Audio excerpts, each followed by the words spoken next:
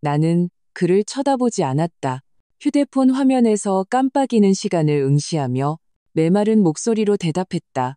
응, 오늘은 우리 결혼 7주년의 마지막 날이었다.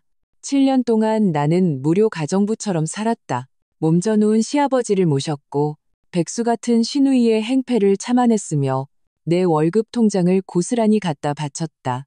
그렇게 해서 내 손에 쥐어진 것은 남편이 비서와 한 침대에 뒹구는 사진이었다. 휴대폰 화면의 숫자가 오전 10시 정각으로 바뀌었다. 이혼 효력이 발생하는 순간 나는 변호사가 보내준 링크의 확인 버튼을 눌렀다. 너 지금 뭐 하는 거야? 김민준이 미간을 찌푸리며 내 휴대폰을 뺏으려고 머리를 들이밀었다. 나는 한 걸음 뒤로 물러나 휴대폰을 주머니에 찔러 넣었다. 글을 올려다보며 입가에 미소를 띄었다. 별거 아니야. 그냥 변호사한테 연락해서 당신 어머니 명의로 된 해외 부동산 세채 동결시키라고 했어. 뭐라고? 김민준의 눈이 방울처럼 커졌다. 이서연, 너 미쳤어? 그거 우리 엄마가 평생 모은 돈이야.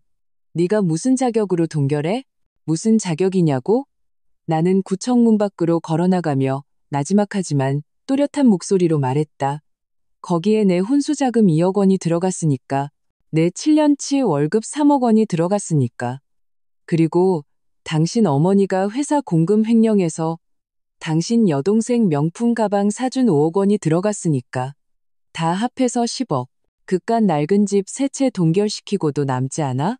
그가 쫓아와 내 팔을 붙잡았다. 손가락이 살을 파고들어 아팠다. 당장 변호사한테 동결 풀라고 해. 안 그러면 너랑 나 끝장이야. 나는 그의 손을 뿌리쳤다.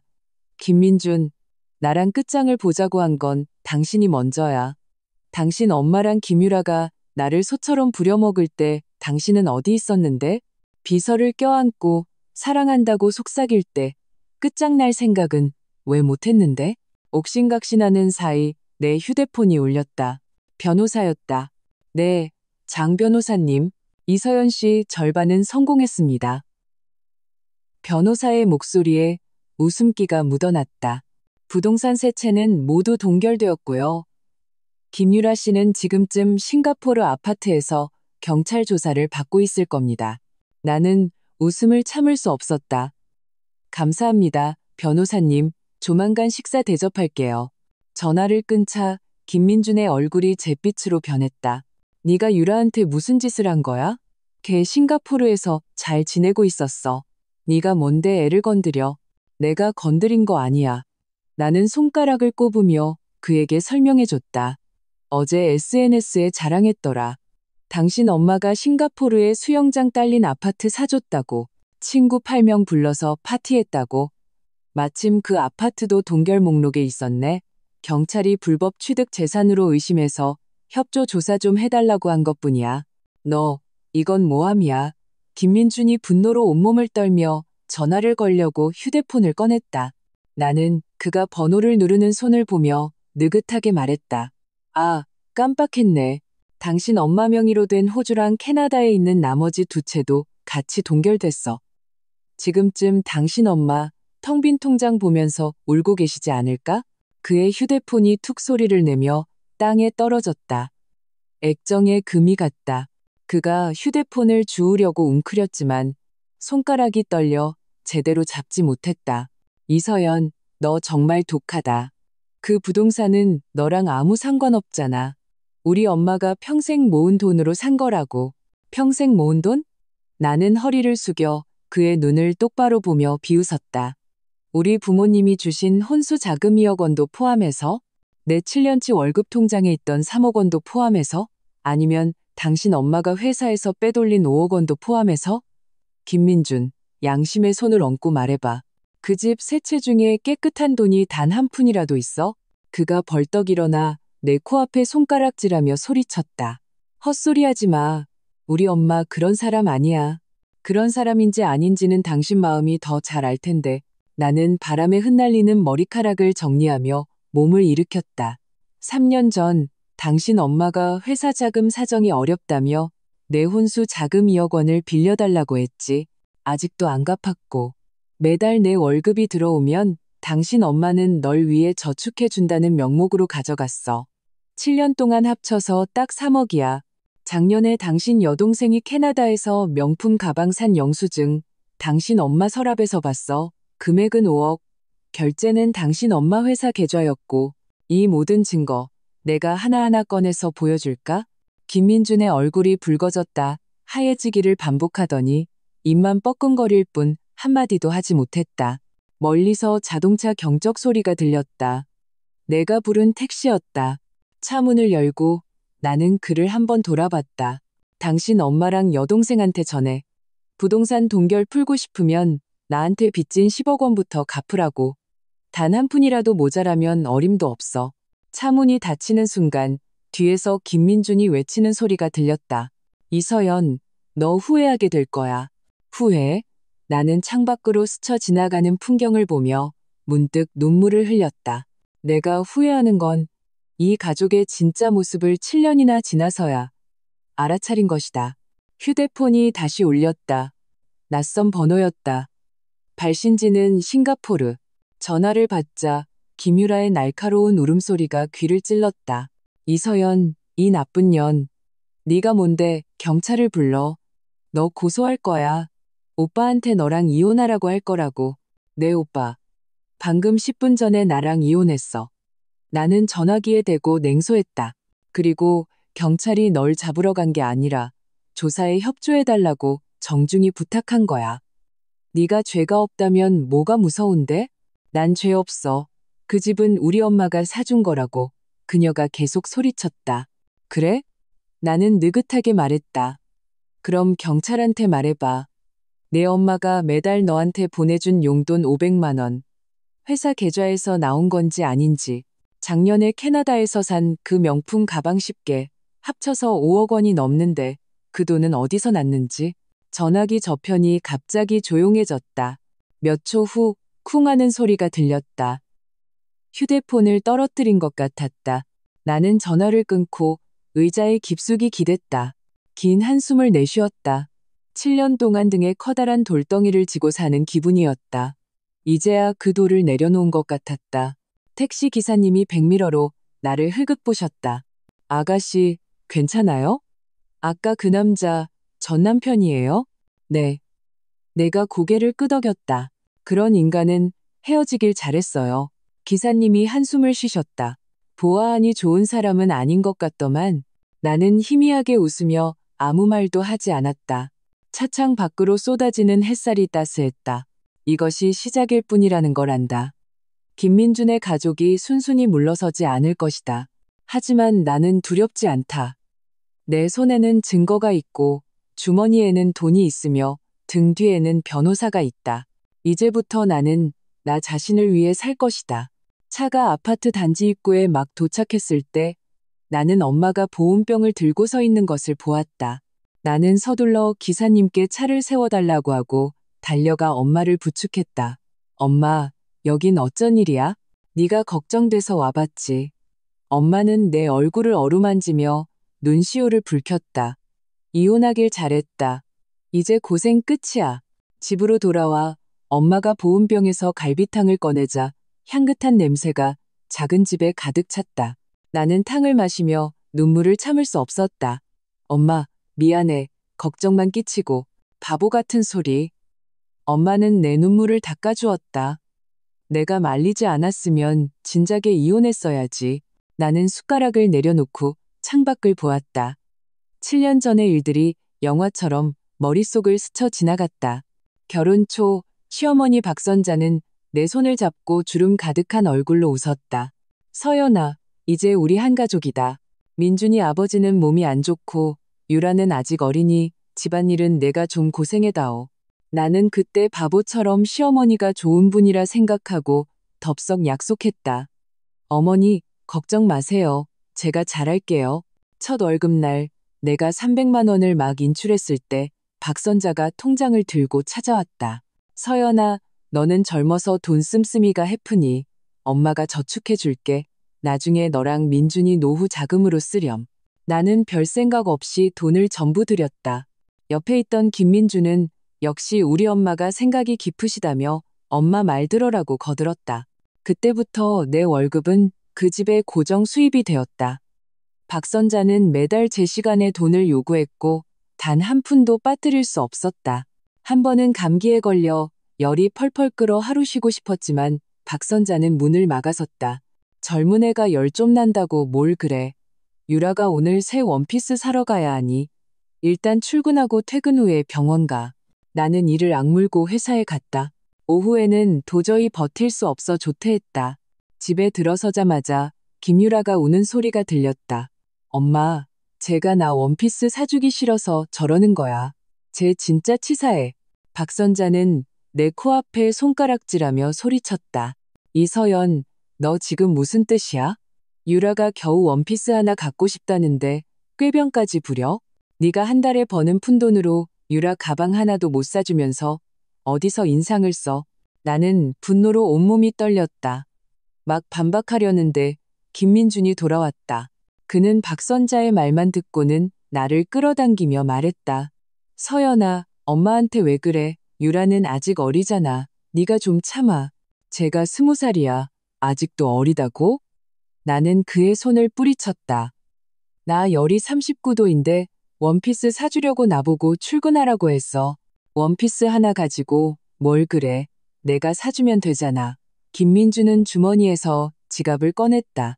화 풀어. 엄마도 다 이 집을 위해서 그러는 거야. 그날 밤 나는 병원에서 혼자 링거를 맞으며 텅 빈 병실을 보았다. 처음으로 이 결혼이 잘못되었다고 느꼈다.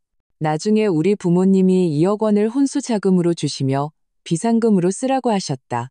박선자가 그 사실을 알고는 매일 내 귓가에 속삭였다. 김민준 회사 자금 사정이 어렵다며 돈을 좀 꺼내달라고 했다. 서연아, 우린 한 가족이잖니. 민준이를 돕는 게 너 자신을 돕는 거야. 그녀는 내 손을 잡고 눈물을 글썽였다. 회사 사정이 나아지면 바로 갚을게. 이자 2천만 원 더 얹어서. 나는 오랫동안 망설였다. 김민준도 매일 나를 설득했다. 서연아, 딱 한 번만. 앞으로 내가 정말 잘할게. 결국 나는 박선자에게 돈을 주었다.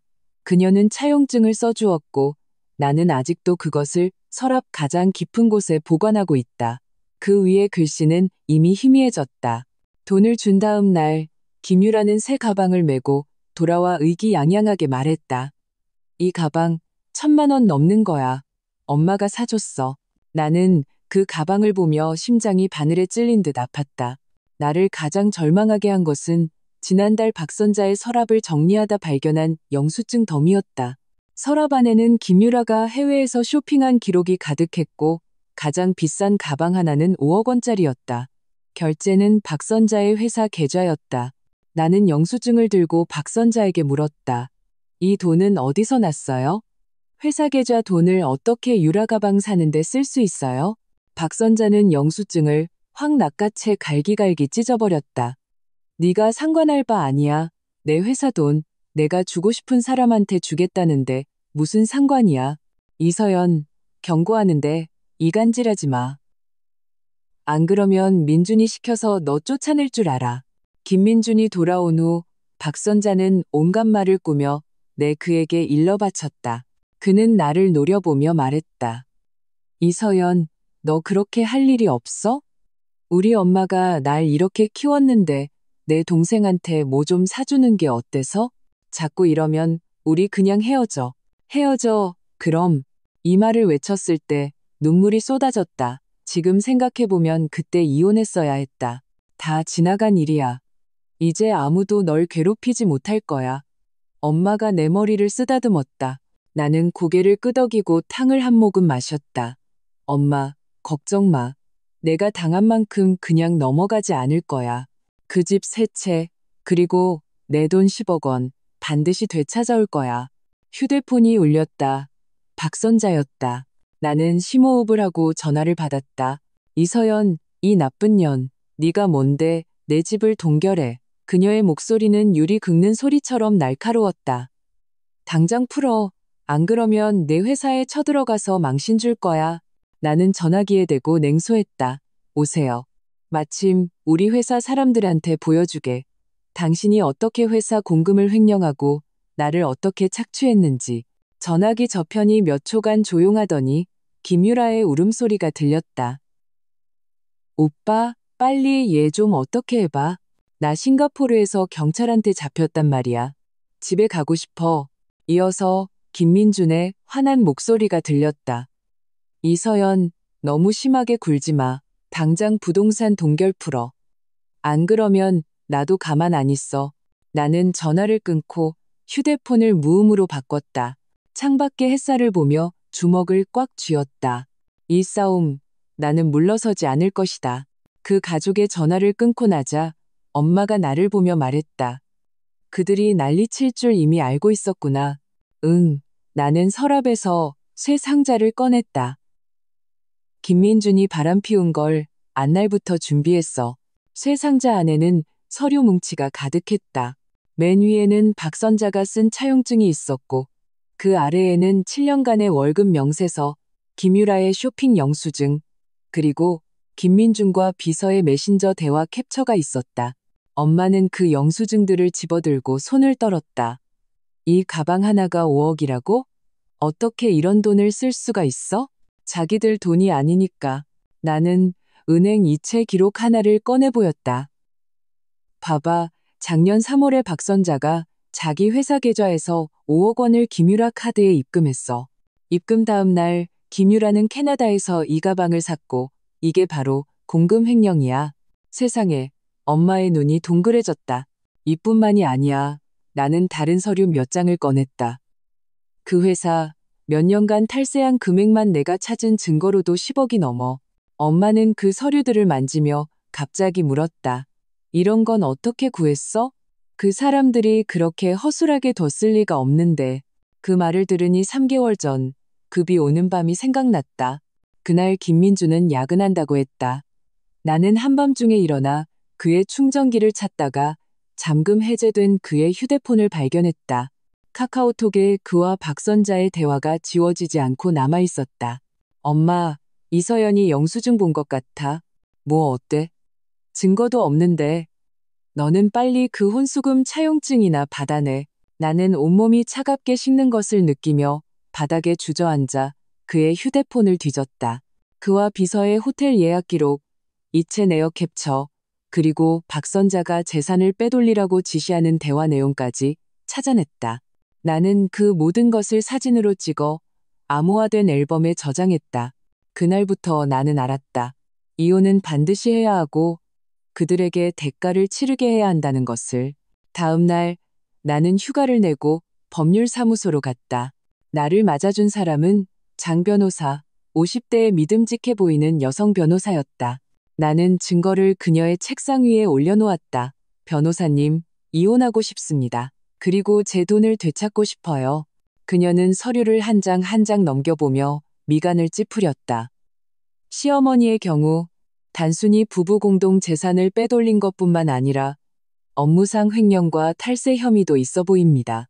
그럼 제가 얼마나 받을 수 있을까요? 나는 옷자락을 쥐며 조마조마한 마음으로 물었다. 혼수 자금 2억 원은 혼전 재산님으로 전액 반환받아야 합니다. 7년간의 월급 3억 원은 부부 공동재산으로 최소 절반은 받을 수 있고요. 시어머니가 횡령한 공금은 비록 당신 돈은 아니지만 재산 분할 시 그녀가 적게 받거나 받지 못하게 하는 증거로 활용할 수 있습니다. 그녀는 안경을 고쳤으며 덧붙였다. 그리고 말씀하신 해외 부동산 세 채는 구매 자금에 당신 돈이나 불법 소득이 포함되었다는 것을 증명할 수만 있다면 동결 신청이 가능합니다. 내 눈이 반짝였다. 정말 동결할 수 있나요? 네, 하지만 확실한 증거가 필요합니다. 그녀는 내게 목록을 하나 만들어 주었다. 부동산 구매 계약서, 대금 지급 증명서, 그리고 그 안에 내 자금이 포함되었다는 증거, 또한 시어머니의 공금 횡령 증거, 특히 회사 장부를 찾아내면 좋다고 했다. 그날부터 나는 탐정처럼 움직였다.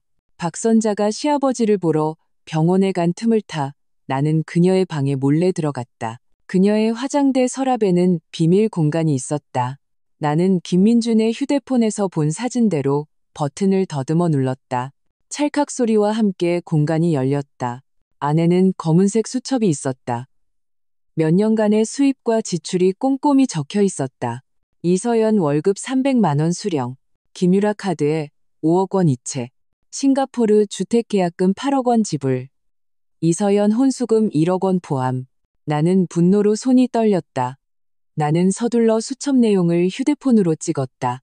내 혼수 자금 2억 원을 회사에 한 푼도 쓰지 않고 전부 김유라 집 사는 데 쓴 것이었다. 수첩을 다시 넣으려는데 문 밖에서 인기척이 들렸다. 나는 서둘러 비밀 공간을 닫고 침대에 누워 자는 척했다. 박선자가 문을 열고 들어와 내가 자기 침대에 누워있는 것을 보고 얼굴이 굳었다. 누가 여기서 자라고 했어. 당장 일어나? 머리가 어지러워서 좀 누워 있었어요. 나는 일부러 안쪽으로 몸을 움직였다. 어머니, 그 서랍에 있는 수첩은 뭐예요? 되게 비싸 보여요. 그녀의 눈빛이 순간 흔들렸다. 그녀는 서둘러 서랍을 잠갔. 별거 아니야. 그냥 가계부야. 너는 일어나서 쓸데없는 짓 하지 마. 나는 느긋하게 일어나며 속으로 비웃었다. 가계부? 남들에게 보여줄 수 없는 비밀 장부겠지. 며칠 후 시아버지 생신에 집에 친척들이 많이 모였다. 박선자가 손님 맞이에 바쁜 틈을 타 나는 그녀의 서재로 몰래 들어갔다. 그녀의 금고는 책장 뒤에 숨겨져 있었고 비밀번호는 김유라의 생일이었다. 나는 이미 김민준의 휴대폰에서 봐두었다. 금고를 열자 싱가포르, 호주, 캐나다에 있는 부동산 등기부등본 세부가 있었다. 명의는 모두 박선자였지만 대금 지급 기록에는 내 월급 통장 정보가 있었다. 나는 등기부등본을 찍고 회사 장부 몇 건도 찾아냈다. 거기에는 탈세액이 명확히 적혀 있었다. 물건들을 제자리에 놓으려는데 갑자기 김유라가 문을 열고 들어왔다. 너 여기서 뭐해? 충전기 찾고 있었어. 나는 책장을 더듬으며 당황한 척했다. 못 찾았네. 나갈게. 그녀는 나를 노려보았다. 그 눈빛은 나를 잡아먹을 것 같았다. 이서연, 너 우리 엄마 물건 뒤졌지? 경고하는데 장꾀 부리지 마. 아니야. 나는 문 쪽으로 걸어가며 일부러 그녀를 살짝 쳤다. 사람 의심하지 마. 거실로 돌아오자 박선자가 나를 끌어당겨 친척들에게 소개했다. 제 며느리예요. 아주 착해서 월급도 전부 저한테 맡긴답니다. 친척들은 모두 나를 칭찬했다. 나는 웃으며 대꾸했지만 마음속은 얼음장처럼 차가웠다. 그때 나는 이미 결심했다. 증거를 다 모으면 바로 이혼하고 그들이 지난 세월 동안 저지른 짓에 대한 대가를 치르게 하겠다고. 엄마는 내 얘기를 다 듣고 한숨을 쉬었다. 이 바보 같은 것. 그렇게 고생하면서 왜 나한테 말 안 했어? 엄마한테 말했으면 잠이나 제대로 잤겠어? 나는 엄마의 손을 잡았다. 그리고 그때는 증거도 없어서 말해봤자 소용없었어. 그럼 지금은 증거가 충분한 거야? 엄마가 쇠 상자 안의 물건들을 보며 물었다. 거의. 나는 고개를 끄덕였다. 변호사님이 이 정도면 충분히 그들 재산을 동결시키고 내 돈을 되찾을 수 있다고 했어. 이야기를 나누는 사이 휴대폰이 울렸다. 장 변호사가 보낸 메시지였다. 김유라 씨가 싱가포르에서 조사에 비협조적으로 나와 경찰이 국내 송환을 준비 중입니다. 나는 웃으며 답장했다. 고생 많으십니다. 새로운 소식 있으면 언제든 알려주세요. 휴대폰을 내려놓고 창밖을 보았다. 하늘이 이미 맑게 개어 있었다. 김민준의 가족이 순순히 물러서지 않을 것을 안다. 앞으로 더 힘든 싸움이 기다리고 있을 것이다. 하지만 나는 두렵지 않다. 내 손에는 증거가 있고 마음속에는 확신이 있다. 이 싸움 나는 반드시 이길 것이다. 엄마는 쇠상자를 잠가 옷장 가장 깊은 곳에 넣었다. 이것들 잘 보관해야 한다. 저들이 훔쳐가지 못하게. 알아. 나는 엄마를 보며 말했다. 엄마, 항상 날 지지해줘서 고마워. 바보 같은 소리. 엄마가 널 지지 안 하면 누굴 지지하겠니? 엄마는 내 손을 토닥였다. 앞으로 힘든 일 있으면 엄마한테 말해. 혼자 끙끙 앓지 말고. 나는 고개를 끄덕였다. 마음이 따뜻해졌. 비록 그런 시댁을 만났지만 나를 아껴주는 엄마가 있고 믿음직한 변호사가 있으며 이렇게 많은 증거가 있다. 나는 아무것도 두렵지 않다. 휴대폰이 다시 울렸다. 낯선 번호였다. 전화를 받자 박선자의 울음소리가 들려왔다. 서연아, 엄마가 잘못했다. 제발 이번 한 번만 용서해다오. 그 집들 먼저 동결 풀어주고 유라 좀 돌아오게 해줘. 엄마가 내 돈 한 푼도 빠짐없이 꼭 갚을게. 나는 전화기에 대고 냉소했다. 또 나를 속이려고? 늦었어요, 박선자 씨. 내 목소리는 차분했다. 부동산 동결 풀고 싶으면 먼저 나한테 빚진 10억 원을 내 계좌로 입금하세요. 그리고 세무서랑 경찰서에 가서 자수하시고요. 그렇지 않으면 어림도 없어요. 전화기 저편이 갑자기 조용해졌다. 몇 초 쿵 하는 소리가 들렸다. 휴대폰을 떨어뜨린 것 같았다. 나는 전화를 끊었다. 이것이 시작일 뿐이라는 것을 안다. 진짜 힘든 싸움은 이제부터다. 하지만 나는 이미 준비가 되어 있다. 그들의 어떤 도전이든 받아들일 준비가. 박선자의 전화를 끊은 지 30분도 채 되지 않아 아파트 아래에서 그녀의 우렁찬 목소리가 들려왔다. 3층에서도 똑똑히 들릴 정도였다. 이서연, 이 배은망덕한 년. 당장 나와. 심장이 철렁 내려앉았다. 나는 서둘러 창가로가 아래를 내려다보았다. 박선자는 허리에 손을 얹고 아파트 입구에 서 있었고 옆에는 장바구니를 든 할머니가 서 있었다. 그녀의 오랜 친구인 듯했다. 김민주는 옆에서 바지 주머니에 손을 찔러 넣은 채 나와는 상관없다는 듯한 표정으로 서 있었다. 엄마가 부엌에서 고개를 내밀었다. 저 할망구가 어떻게 여기까지 찾아왔대? 아마 행패 부리러 온 거겠죠. 나는 심호흡을 했다. 엄마, 방에 들어가 계세요. 제가 상대할게요. 안 들어가. 엄마는 앞치마를 벗었다. 어디 무슨 짓을 하는지 내 눈으로 똑똑히 봐야겠어. 말이 끝나기 무섭게 초인종이 요란하게 울렸다. 박선자가 문을 발로 차는 소리와 함께였다. 이서연, 문 열어. 숨어 있는다고 될 줄 알아? 나는 문을 열고 일부러 틈을 좁게 남겨두었다. 아주머니, 저희 이미 이혼했어요. 무슨 일로 오셨어요? 아주머니? 그녀는 문을 밀치려 했지만 내가 힘껏 버텼다. 이서연, 시치미 떼지 마. 내가 내 전 시어머니야. 당장 내 집 세 채 동결 풀어. 안 그러면 오늘 내 집 앞에서 죽어버릴 거야. 그녀 뒤에 있던 할머니도 거들었다. 그러게 말이야. 며느리가 어떻게 이럴 수가 있어? 이혼하자마자 돌변해서 전 시어머니 집까지 뺏으려고 해? 뺐다니요? 나는 냉소하며 문틈을 더 넓게 열었다. 제가 뭘 뺏었는데요? 그 집에는 제 혼수자금 2억 원, 7년치 월급 3억 원, 그리고 아주머니가 횡령한 공금 5억 원이 들어있어요. 다 합해서 10억이라고요. 제 돈 돌려달라는 게 뺏는 건가요? 박선자의 얼굴이 돼지간처럼 검붉어졌다. 그녀는 나를 때리려고 손을 뻗었다. 나는 옆으로 피했고 그녀의 손은 문틀에 부딪혔다. 아픔에 그녀는 인상을 찌푸렸다. 아이고, 사람 살려. 전 며느리가 사람 팬다. 그녀가 소리치자 복도에 있던 이웃들이 문을 열고 구경하러 나왔다. 3층의 왕 아주머니가 고개를 내밀며 물었다. 무슨 일이에요? 왜 이렇게 시끄러워요? 왕아주머니, 잘 오셨어요. 박선자는 왕아주머니의 손을 붙잡았다. 당신이 좀 판단해봐요. 내가 얘를 친딸처럼 생각하고 잘해줬는데 이혼하자마자 내 집 세 채를 동결시키고 내가 공금을 횡령했다고 누명까지 씌우잖아요. 누명 아니에요.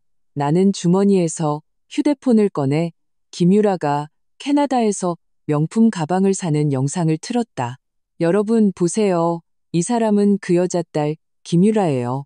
작년에 캐나다에서 5억짜리 가방을 샀는데 돈은 그 여자 회사 계좌에서 나왔어요. 이게 공금 횡령이 아니면 뭔가요? 이웃들이 모여들어 영상을 보며 웅성거렸다. 세상에, 가방 하나가 5억이라고? 회사 돈을 어떻게 딸 가방 사주는데 함부로 써? 박선자의 얼굴이 불그락푸르락했다. 그녀는 왕아주머니의 손을 잡고 말했다. 그건 회사가 나한테 준 보너스예요. 보너스요? 나는 월급 명세서를 다시 켰다. 여러분, 이것도 보세요. 제 7년치 월급 총 3억 원, 전부 저축해준다는 명목으로 가져가서 한 푼도 돌려주지 않았어요. 제 혼수 자금 2억 원도 가져가서 김유라 싱가포르 집 사주는 데 썼고요. 이게 사기가 아니면 뭔가요? 왕 아주머니는 미간을 찌푸리며 손을 빼냈다. 사부인, 이게 사실이라면 당신이 잘못한 거네요. 박선자는 아무도 자기 편을 들어주지 않자 아예 바닥에 주저앉아 허벅지를 치며 울기 시작했다. 내 팔자야. 아들놈이 배은망덕한 년을 데려와서 내 돈 다 털어먹고 이제 내 집까지 뺏으려고 하네. 내가 살아서 뭐해. 김민준이 드디어 입을 열었다. 그는 미간을 찌푸리며 나를 끌어당겼다. 서연아, 그만 좀 해. 일단 집 동결 풀고 무슨 말이든 집에 가서 하자. 집에 가자고? 어느 집? 나는 그의 손을 뿌리쳤다. 내 엄마가 내 돈 계속 빨아먹고 내 동생이 내 월급으로 명품 가방 사는 그 집? 김민준, 양심의 손을 얹고 말해봐. 이 7년 동안 내가 너희 집에서 사람답게 살았어? 지난 일은 그만 얘기해. 그의 목소리가 부드러워졌다. 네가 상처받은 거 알아. 이번 일만 잘 해결되면 내가 보상해줄게. 응? 보상? 나는 바닥에 누워 행패를 부리는 박선자를 가리켰다. 저 사람이 지금 저러고 있는데 내가 저 사람한테 보상하라고? 김민준, 너 잊었어? 예전에 저 사람이 너 시켜서 내 혼수금 차용증 뺏어오라고 했을 때 네가 뭐라고 했는지? 엄마도 다 우리를 위해서 그러는 거야 라고 했잖아. 그의 얼굴이 하얗게 질렸다. 입을 뻐끔거렸지만 아무 말도 하지 못했다. 그때 엄마가 방에서 나왔다. 손에는 밀대를 들고 있었다. 바닥에 밀대를 쿵 하고 찌우며 말했다. 박선자, 여기서 계속 행패 부리면 나 경찰 부를 거야. 경찰 와서 누가 잘못했는지 따져보자고. 박선자는 움찔하며 바닥에서 일어났다. 그녀는 엄마를 가리키며 소리쳤다. 이 늙은 것이 다 네가 딸년을 그렇게 가르쳐서 그래. 내 딸이 어때서. 엄마가 한 걸음 다가섰다. 내 딸은 제 능력으로 돈 벌었어. 누구처럼 며느리 돈 뺏어서 딸 명품 가방 사주지 않았다고. 네가 감히 나를 욕해? 박선자는 엄마에게 달려들려 했지만 김민준이 필사적으로 막았다. 엄마, 그만 좀 해요. 김민준은 그녀를 끌고 아래층으로 내려갔다. 집에 가요, 우리.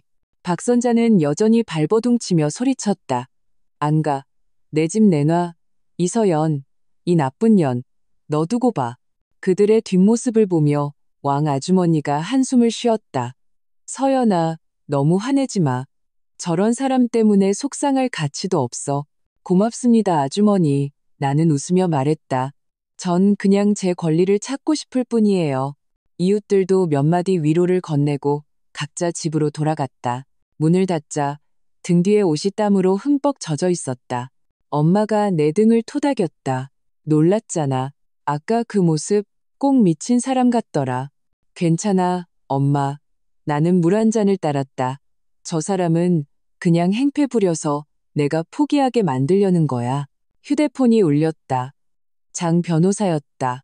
이서연 씨, 방금 당신 시어머니가 세무서에 가서 소란을 피웠습니다. 당신이 자신을 탈세 혐의로 모함했다고 주장하면서요. 세무서에서 시간 될 때 와서 상황 설명을 해달라고 합니다. 알겠습니다. 내일 바로 가겠습니다. 나는 휴대폰을 꽉 쥐었다. 적반하장이군. 걱정 마세요. 제가 이미 증거를 세무서에 제출했습니다. 그들이 알아서 조사할 겁니다. 장 변호사는 잠시 말을 멈췄다가 덧붙였다. 아, 그리고 당신 시어머니가 언론에도 연락해서 당신이 불효녀라고 폭로하겠다고 했답니다. 요즘 외출할 때 조심하세요. 심장이 철렁했다. 그런 수법까지 쓰려고 하다니 악인이 먼저 고소하는 격이죠. 장 변호사가 웃었다. 괴롭힘을 당하고 싶지 않다면 보호명령을 신청할 수도 있습니다. 전화를 끊자 엄마가 말했다. 저 할망구 정말 못 쓸 짓만 골라 하는구나. 마음대로 하라죠. 나는 창밖을 보았다. 저렇게 난리칠수록 속이 찔린다는 증거니까 내일 세무서 가서 증거 다 보여주면 무슨 짓을 더 할 수 있겠어요. 다음 날 아침 세무서 입구에 도착하자마자 기자들에게 둘러싸였다. 이서연 씨, 정말 전 시어머니의 부동산 3채를 동결하셨나요? 전 시어머니께서 당신이 불효녀라고 주장하시는데 사실인가요? 나는 심호흡을 하고 휴대폰을 꺼냈다. 기자 여러분, 저는 불효한 적 없습니다. 저는 단지 제 돈을 되찾고 싶을 뿐입니다. 여기 제 전 시어머니가 공금을 횡령하고 제 돈을 사취했다는 증거가 있습니다. 한번 보시죠. 기자들이 증거를 보며 웅성거렸다.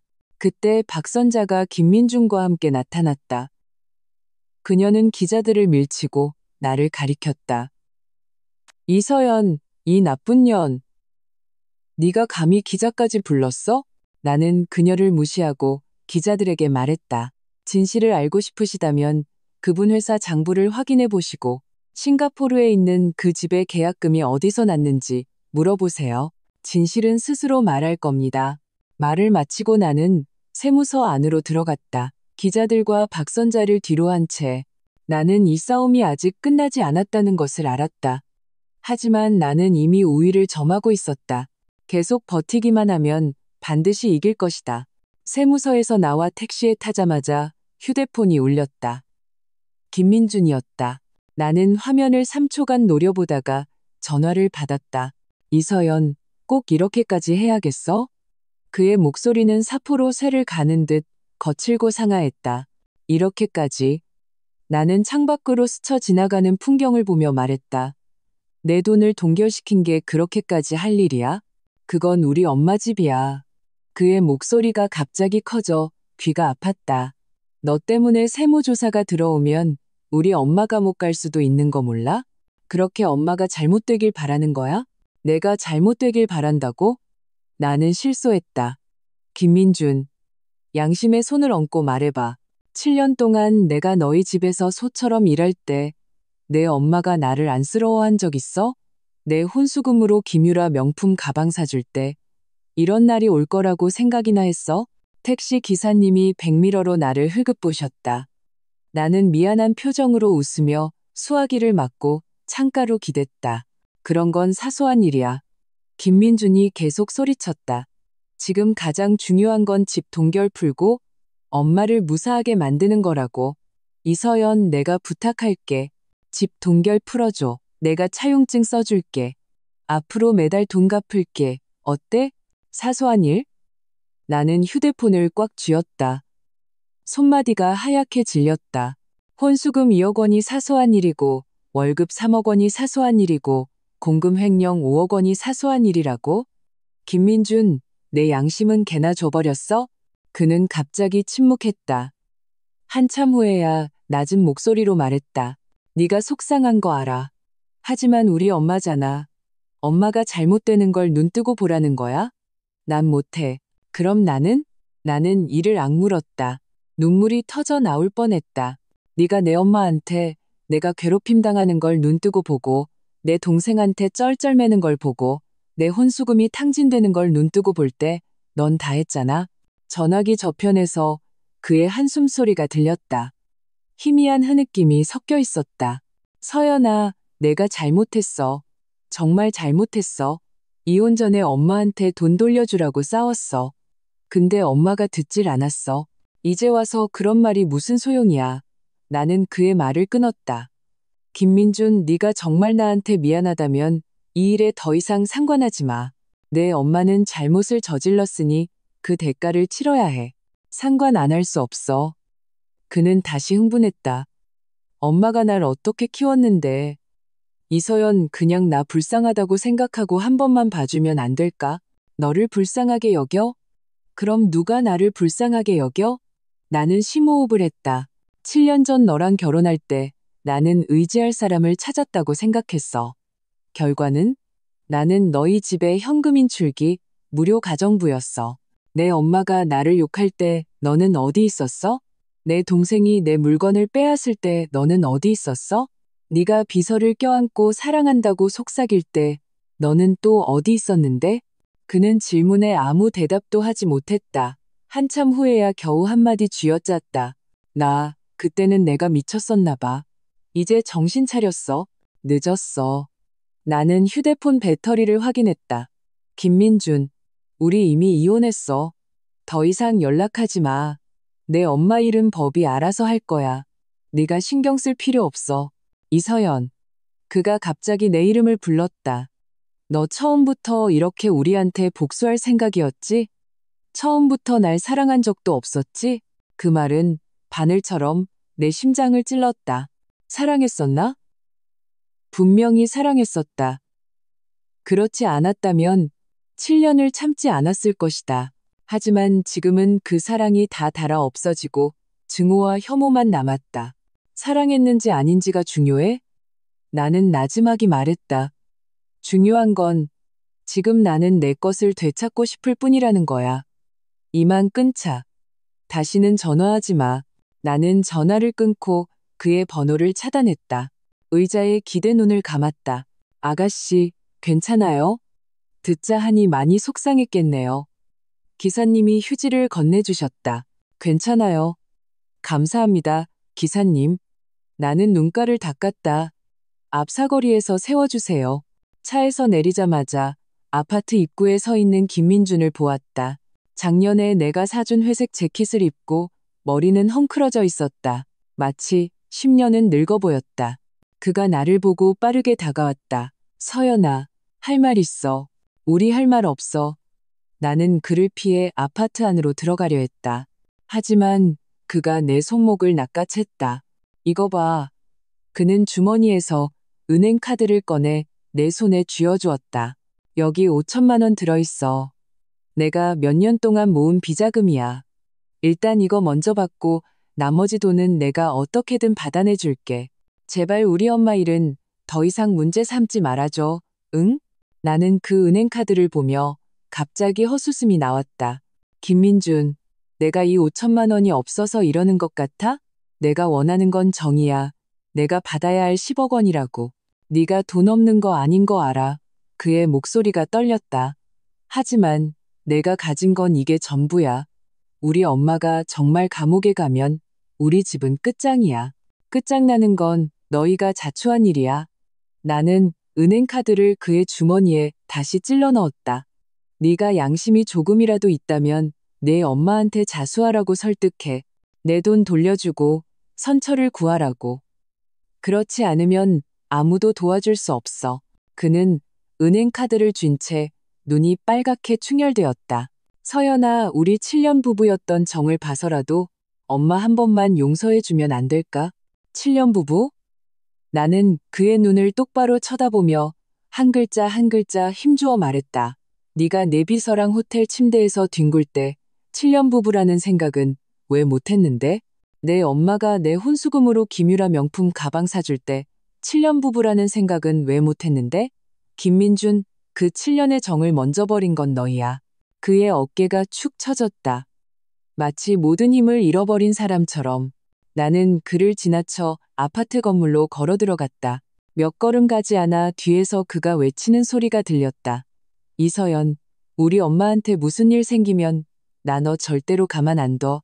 나는 걸음을 멈추지 않았다. 마음속은 무언가로 꽉 막힌 듯 답답했다. 그들을 용서하라고? 그럼 누가 나를 용서해줬는데? 집에 돌아오자 엄마가 내 안색이 좋지 않은 것을 보고 물었다. 왜 그래? 세무서 일 잘 안 풀렸어? 아니, 나는 신발을 벗고 소파에 앉았다. 김민준이 찾아왔었어. 자기 엄마 용서해달래. 5천만 원 주겠다면서 5천만 원으로 널 보내려고? 엄마가 눈을 동그랗게 떴다. 무슨 생각을 하는 거야? 자기 엄마 감옥 가면 집이 끝장난대. 나는 테이블 위에 사과를 한 입 베어 물었다. 웃기지 않아? 자기들이 나를 바보 취급할 때는 집이 끝장날 생각은 못했나 봐. 신경 쓰지 마. 엄마가 내 손에서 사과를 뺏었다. 그런 분별 없는 남자는 멀리할수록 좋아. 이야기를 나누는 사이 휴대폰이 울렸다. 장 변호사였다. 그녀는 전화기 너머로 말했다. 이서연 씨, 당신 시어머니 회사 장부를 확보했습니다. 탈세액 12억 원에 자금 출처 불분명한 20억 원이 더 있습니다. 제가 증거를 검찰에 제출했습니다. 정말 잘 됐어요. 마음속에 돌덩이 하나가 내려앉는 기분이었다. 이제 빼도 박도 못하겠지. 네, 검찰에서 곧 수사에 착수할 거라고 합니다. 장 변호사는 잠시 말을 멈췄다가 덧붙였다. 하지만 조심해야 합니다. 그 가족, 이제 막다른 골목에 몰렸으니 더 악랄한 수법을 쓸지도 모릅니다. 알겠습니다. 조심할게요. 나는 전화를 끊고 엄마를 보았다. 엄마 말이 맞았어. 저런 집안은 멀리할수록 좋아. 이제 증거도 확실하니 저들이 얼마나 더 버틸 수 있을지 모르겠네. 엄마가 웃으며 내 손을 토닥였다. 권선징악이야. 저들은 언젠가 벌을 받게 되어 있어. 나는 고개를 끄덕이며 창밖을 내다보았다. 석양이 천천히 지며 하늘을 금빛으로 물들이고 있었다. 이 싸움이 아직 끝나지 않았다는 것을 알았다. 하지만 승리의 여명은 이미 보이고 있었다. 엄마와 함께 집 현관문 자물쇠를 새로 바꾸자고 상의하고 있을 때 갑자기 문을 쿵쿵 두드리는 소리가 났다. 박선자의 우렁찬 목소리가 문을 뚫고 들려왔다. 이서연, 이 여우 같은 년. 문 열어. 우리 집을 이렇게 망쳐놓고 숨어 있을 생각이야? 엄마가 나를 등 뒤로 보호하며 문가로 다가갔다. 박선자, 소리 지르지 마.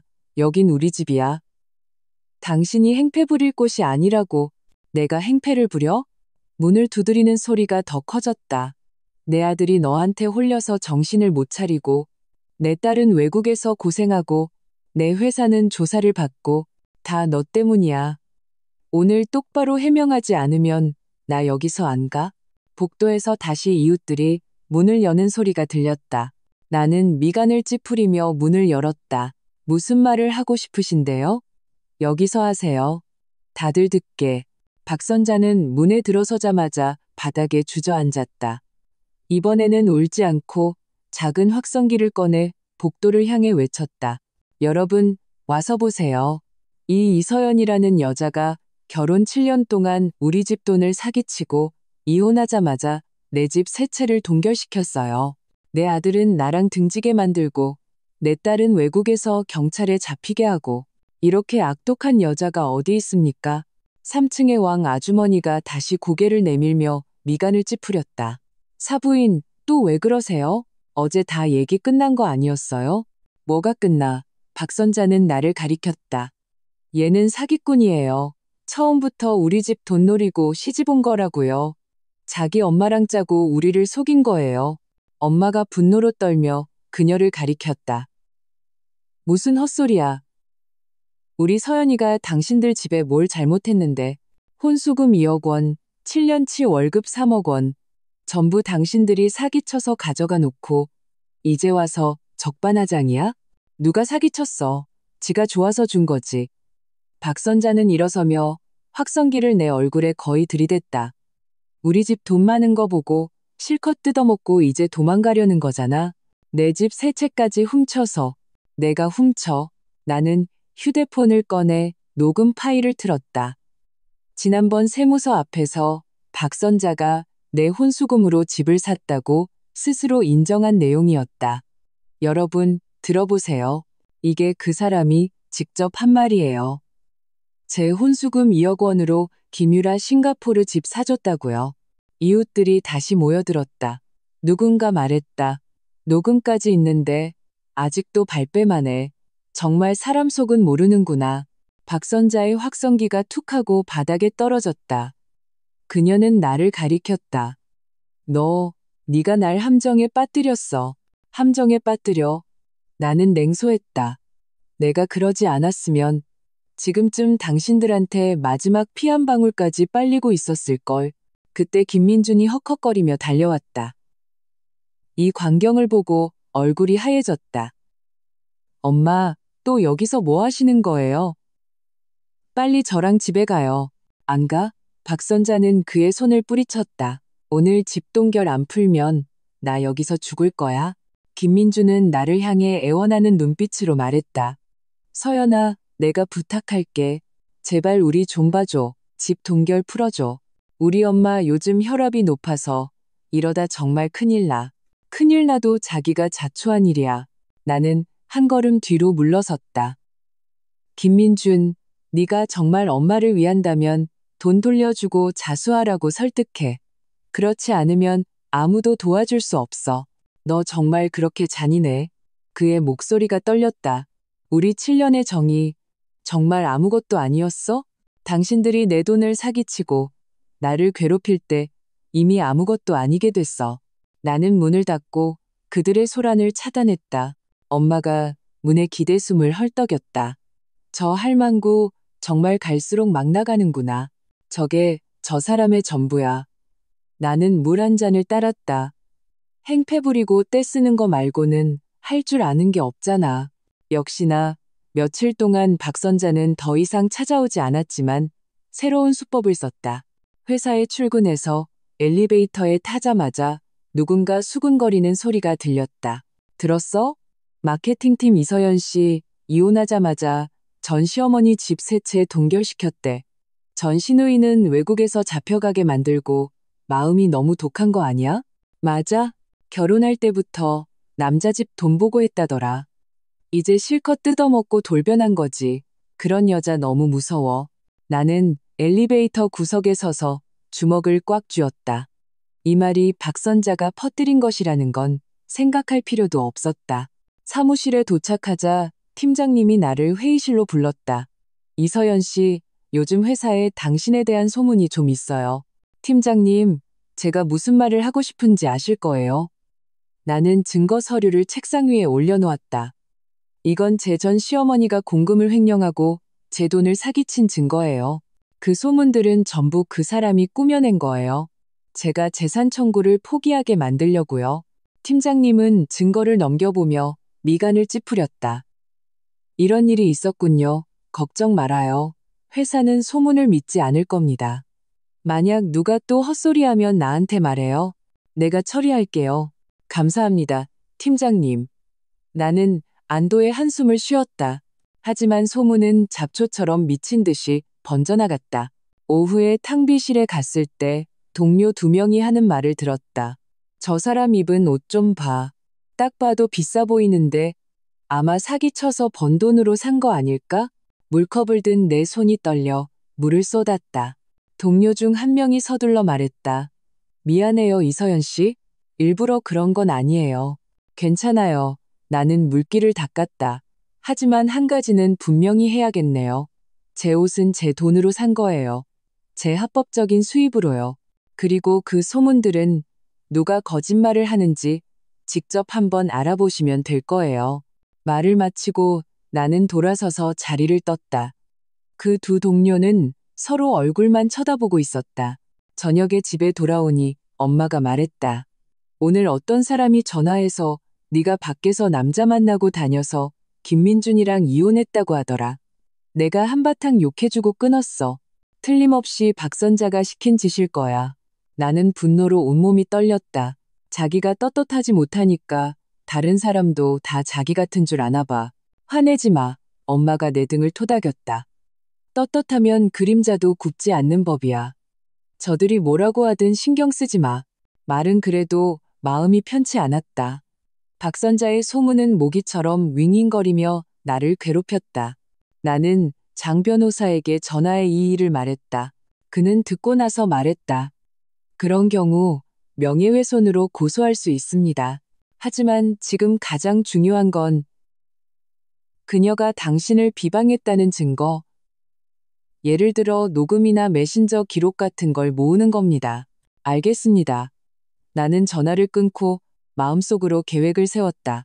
다음 날, 박선자는 또 그 친구 할머니를 시켜 엄마에게 전화해 내 험담을 했다. 엄마는 녹음 기능을 켜고 그 말을 전부 녹음했다.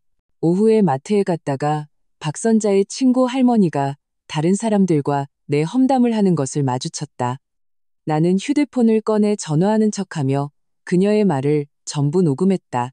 그녀는 나를 보고는 입을 다물고 돌아서서 가려고 했다. 나는 그녀를 막아섰다. 아주머니, 방금 하신 말씀 증거 있으세요? 없으면 그거 명예훼손이에요. 그녀의 얼굴이 하얗게 질렸다. 나는 그냥 다른 사람한테 들은 거야. 누구한테 들었는데요? 박선자한테 들었죠? 나는 그녀를 노려봤다. 앞으로는 함부로 말하지 마세요. 안 그러면 이 녹음 파일 들고 법원에 가서 고소할 테니까. 그녀는 겁을 먹고 토끼처럼 빠르게 도망쳤다. 그녀의 뒷모습을 보며 나는 냉소했다. 저런 사람을 상대하려면 더 강하게 나가야 해. 집에 돌아와 녹음 파일을 장 변호사에게 보냈다. 그는 곧 답장을 보내왔다. 이 증거면 충분합니다. 만약 또 비방하면 바로 고소하죠. 나는 안도의 한숨을 쉬었다. 마음속의 돌덩이가 드디어 내려앉는 기분이었다. 엄마가 웃으며 말했다. 역시 네가 머리가 좋아. 이제 저들이 감히 함부로 말 못할 거야. 또 그러면 가만 안 있을 거예요. 나는 장본 것을 부엌에 넣었다. 엄마, 오늘 저녁에 우리 만두 빚어 먹어요. 축하 파티예요. 좋지. 엄마는 앞치마를 둘렀다. 네가 제일 좋아하는 부추계란 만두 빚자. 부엌에서 엄마와 나는 만두를 빚으며 이야기를 나눴다. 분위기는 따뜻하고 편안했다. 나는 박선자가 이대로 포기하지 않을 것을 알았다. 하지만 나는 이미 준비가 되어 있었다. 그녀가 어떤 수법을 쓰든 나는 받아칠 수 있었다. 휴대폰이 울렸다. 낯선 번호였다. 전화를 받자 김민준이었다. 서연아, 엄마가 입원했어. 그의 목소리는 울먹이고 있었다. 의사 선생님이 혈압이 너무 높아서 언제 뇌졸중이 올지 모른대. 너한테 전해달래. 집 동결만 풀어주면 돈은 꼭 갚겠다고. 제발. 나는 휴대폰을 쥔 채 잠시 망설였다. 입원? 진짜일까? 아니면 또 속임수일까? 생각 끝에 나는 그에게 말했다. 의사 선생님한테 나한테 전화하라고 해. 정말 입원했는지 확인해야겠어. 전화기 저편이 몇 초간 침묵하더니 박선자의 힘없는 목소리가 들렸다. 이서연, 내가 잘못했다. 제발 이번 한 번만 용서해다오. 나는 미간을 찌푸리고 전화를 끊었다. 진짜 입원이든 가짜 입원이든 집 동결을 풀어달라는 건 어림도 없지. 엄마가 나를 보며 물었다. 왜 그래? 또 무슨 일이야? 입원했대요. 집 동결 풀어달라고. 나는 고개를 저었다. 진짜인지 가짜인지 누가 알아요? 진짜든 가짜든. 엄마는 끓는 냄비에 만두를 넣었다. 우리는 우리 할 일 하면 돼. 돈 갚기 전까지는 무슨 말을 해도 소용없어. 나는 고개를 끄덕였다. 냄비 안에서 끓어오르는 만두를 보며 이 싸움이 아직 끝나지 않았지만 점점 더 자신감이 생기는 것을 느꼈다. 박선자가 어떤 수법을 쓰든 나는 포기하지 않을 것이다. 내 모든 것을 되찾을 때까지. 김민준의 전화를 끊고 나서 마음이 계속 찜찜했다. 박선자의 입원이 진짜일까, 가짜일까? 만약 정말 혈압 때문에 큰일이라도 나면 내가 한번 가봐야 하는 걸까? 엄마는 내 마음을 꿰뚫어 보신 듯 냄비에 찬물을 부으며 말했다. 쓸데없는 생각 마. 열의 아홉은 쇼일 거야. 진짜 입원했다고 해도 자기가 자초한 일이지 너랑은 상관없어. 그래도 만약에 나는 여전히 망설였다. 만약은 없어. 엄마는 만두를 건져내며 말했다. 정말 성의가 있다면 입원으로 너를 압박할 게 아니라 돈부터 갚았어야지. 나는 고개를 끄덕이고 만두 하나를 입에 넣었다. 부추의 향이 마음속 불안감을 덮었다. 다음 날 출근하자마자 장 변호사에게서 메시지가 왔다. 박선자 씨, 입원한 건 맞습니다. 하지만 사립병원 VIP 병실에 있고 혈압이 조금 높긴 하지만 그들이 말한 것처럼 심각한 상태는 아닙니다. 나는 화면을 보며 냉소했다. 역시나 쇼였군. 그녀의 아들이 방금 저에게 전화해서 돈 갚는 문제로 당신과 이야기하고 싶다고 합니다. 시간 괜찮으신가요? 장 변호사가 다시 메시지를 보냈다. 어라? 오후에 변호사님 사무실로 오라고 하세요. 답장을 보내고 나서 나는 이것이 그들의 시간 끌기 작전이라는 것을 알았다. 하지만 그들이 무슨 속셈인지 확인해 봐야 했다. 오후에 나는 약속 시간에 맞춰 법률사무소에 도착했다. 김민주는 이미 기다리고 있었다. 검은색 재킷을 입고 있었고 눈 밑에는 짙은 다크서클이 있었다. 많이 초췌해 보였다. 장 변호사가 그에게 서류를 내밀었다. 김민준 씨, 저희 요구는 간단합니다. 이서연 씨의 혼수 자금 2억 원, 월급 3억 원, 총 5억 원을 반환하십시오. 당신 어머니가 횡령한 공금 5억 원은 비록 이서연 씨의 돈은 아니지만 회사에 반환해야 합니다. 이 조건들을 이행하시면 이서연 씨는 부동산 동결 해제를 신청할 수 있습니다. 김민준의 손가락이 서류 위를 오갔지만 한참 동안 말이 없었다. 못하시겠어요? 내가 그를 쳐다보며 물었다. 그가 고개를 들었다. 눈빛이 흔들렸다. 혼수금 2억 원은 갚을 수 있어요. 월급 3억 원은 좀 깎아주면 안 될까요? 엄마 회사가 지금 조사를 받아서 자금 사정이 좋지 않아요. 깎아달라고요? 나는 실소했다. 3억 원은 제 7년간의 피땀 어린 돈이에요. 한 푼도 깎을 수 없어요. 당신 엄마 회사 자금 사정이 좋지 않은 게 저랑 무슨 상관이죠? 그건 공금 횡령에 대한 대가일 뿐이에요. 서연아, 좀 봐주면 안 될까? 그가 앞으로 다가왔다. 우리 그래도 부부였잖아. 부부였다는 말 꺼내지 마세요. 나는 그의 말을 끊었다. 당신이 비서랑 호텔에 있을 때 부부였다는 생각은 했나요? 당신 엄마가 내 월급을 가져가서 김유라 명품 가방 사줄 때 부부였다는 생각은 했나요? 그의 얼굴이 하얗게 질렸다. 그는 고개를 숙였다. 그럼 집에 가서 엄마랑 상의해 볼게요. 사흘 뒤이죠. 장 변호사가 서류를 덮었다. 사흘 뒤에도 답이 없으면 바로 소송을 진행하겠습니다. 김민주는 고개를 끄덕이고 넋이 나간 듯이 걸어나갔다. 나는 그의 뒷모습을 보며 아무런 감흥도 느끼지 못했다. 에막대어 심사, 아이모따위 신스라는 말이 이런 느낌일까? 법률 사무소에서 나와 나는 문득 예전에 살던 집에 가보고 싶어졌다. 추억 때문이 아니었다. 혹시 놓친 증거가 있을까 해서였다. 그 집은 박선자 명의였고 이혼 후 나는 바로 나왔다. 나는 아파트 아래에서 한참을 망설이다가 결국 올라가 보기로 했다. 놀랍게도 문이 잠겨 있지 않았다. 문을 열자 집안은 난장판이었다. 누군가 뒤진 것 같았다. 박선자의 침실문이 열려 있었다. 안으로 들어가 보니 그녀의 화장대가 마구 뒤져져 있었고 서랍이 모두 열려 있었다. 나는 문득 생각이 나서 비밀 공간이 있던 서랍으로 다가갔다. 역시나 비밀 공간은 열려 있었고 안은 텅 비어 있었다. 그들이 그 검은색 수첩을 가져간 모양이었다. 나는 포기하지 않고 바닥에 쭈그려 앉아 그녀의 쓰레기통을 뒤졌다. 혹시나 하는 마음에 갑자기 손에 딱딱한 것이 잡혔다. 휴지에 둘둘 말린 USB였다. 나는 서둘러 USB를 주머니에 찔러 넣었다. 막 나가려는데 열쇠로 문 여는 소리가 들렸다. 김유라였다. 싱가포르에 있는 거 아니었어? 어떻게 돌아왔지? 엄마, 그 USB 찾았어? 회사 장부 들어있는 거. 그녀의 목소리가 점점 가까워졌다. 나를 보자마자 비명을 질렀다.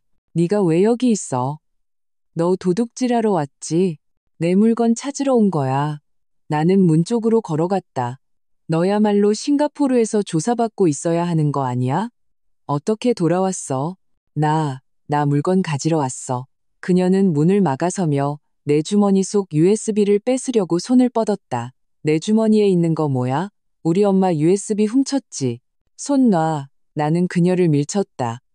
이건 내가 찾은 거야. 내 더러운 물건인지 아닌지 누가 알아? 그녀가 쫓아와 내 머리채를 잡았다. 내놔. 거기에 중요한 거 들어있단 말이야. 나는 아픔에 눈물이 핑 돌았다. 나는 반사적으로 그녀를 밀쳤고 그녀는 바닥에 넘어져 한참 동안 일어나지 못했다. 나는 그 틈을 타문으로 달려갔다. 그녀가 뒤에서 소리쳤다. 이서연, 이 나쁜 년. 너 가만 안 둬. 우리 오빠가 너 가만 안 둘 거야. 나는 뒤도 돌아보지 않고 아래층까지 달려가 택시를 잡아탔다. 집에 돌아와 서둘러 USB를 컴퓨터에 꽂았다. 역시나 박선자 회사의 장부였다. 내가 전에 찾았던 것보다 훨씬 상세했다. 탈세 기록뿐만 아니라 그녀가 100억 원이 넘는 돈을 해외 계좌로 빼돌린 내역까지 있었다. 엄마, 이것 봐. 나는 흥분해서 소리쳤다. 새로운 증거를 찾았어. 저 여자가 100억 넘게 해외로 빼돌렸어. 엄마가 다가와 화면을 보고 눈을 동그랗게 떴다. 세상에, 저 할망구 담도 크구나. 이제 됐어. 증거가 더 확실해졌어. 나는 장부 내용을 클라우드에 백업했다.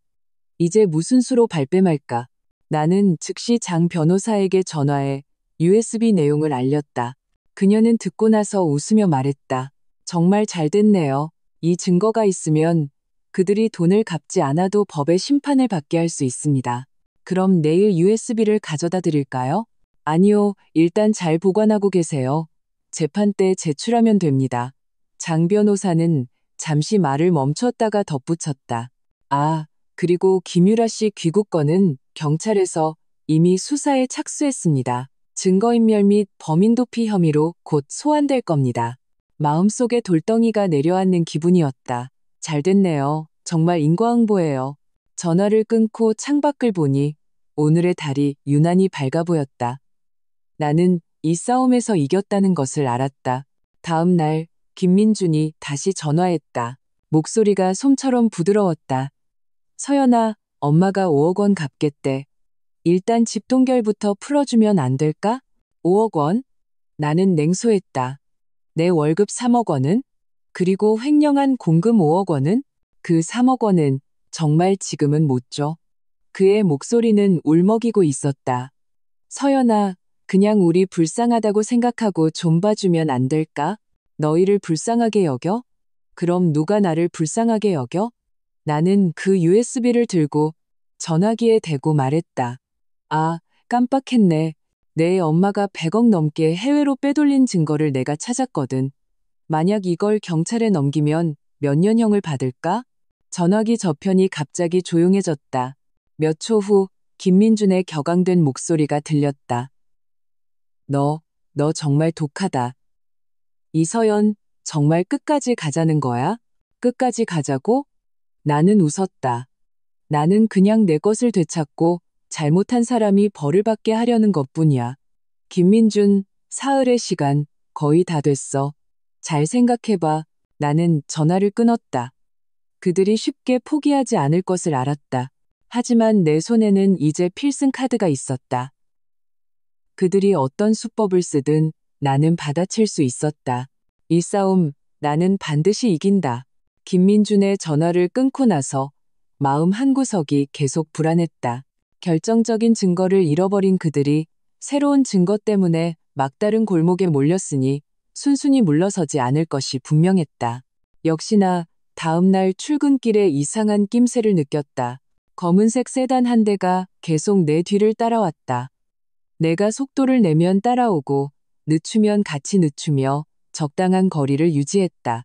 회사 건물 앞에 도착하자 그 차는 길 건너편에 멈춰 섰다. 창문은 짙게 선팅되어 있어 안을 볼 수 없었다. 심장이 불안하게 뛰었다. 나는 장 변호사에게 전화를 걸었다. 아마 전시댁 쪽에서 보낸 사람일 겁니다. 장 변호사의 목소리는 침착했다. 일단 당황하지 말고 회사로 들어가세요. 문단속 잘하시고요. 저녁에는 제가 저희 사무실 직원을 보내 집까지 모셔다 드리겠습니다. 감사합니다, 변호사님. 나는 전화를 끊고 서둘러 회사로 들어갔다. 하루 종일 마음이 불안했다. 누군가 나를 지켜보는 것 같았다. 점심시간에 커피를 사러 아래층에 내려갔을 때 검은색 재킷을 입은 남자가 멀찍이 서 있는 것을 보았다. 내가 쳐다보자 그는 서둘러 고개를 돌렸다. 심장이 철렁 내려앉았다. 나는 서둘러 커피를 사서 돌아왔다. 그 남자는 내가 회사 건물로 들어갈 때까지 나를 따라왔다. 저녁에는 장 변호사의 직원이 약속대로 나를 데리러 왔다. 검은색 세단은 여전히 길 건너편에 있었다. 직원이 차를 몰고 그 앞을 지날 때 나는 운전석에 앉은 사람이 약간 낯이 익다는 것을 알았다. 예전에 박선자 회사에서 일했던 김유라의 사촌 오빠 같았다. 이서연 씨, 걱정 마세요. 제가 차량 번호를 기록해뒀습니다. 필요하면 경찰에 신고할 수 있습니다. 직원이 말했다. 고맙습니다. 나는 창밖을 보며 점점 커지는 불안감을 느꼈다. 집에 돌아와 엄마에게 이 일을 말했다. 엄마는 겁을 먹고 밤새 잠을 제대로 이루지 못했다. 새벽 3시에도 일어나 문단속을 확인했다. 안 되겠다. 경찰에 신고해야 해. 엄마가 내 손을 잡았다. 너무 무섭다. 만약 저들이 너한테 무슨 짓이라도 하면 어떡해? 조금만 더 기다려요. 나는 엄마의 손을 잡았다. 지금은 증거가 없어서 신고해도 소용없어요. 저들이 좀 더 심하게 굴면 그때 신고해서 현행범으로 잡게 해요. 말은 그렇게 했지만 나는 침대 머리맡에 부엌칼을 두었다. 그리고 문 앞에는 감시 카메라를 설치했다. 사흘째 되던 날 아침 택배를 받으러 갔는데 상자가 이미 뜯겨 있었다.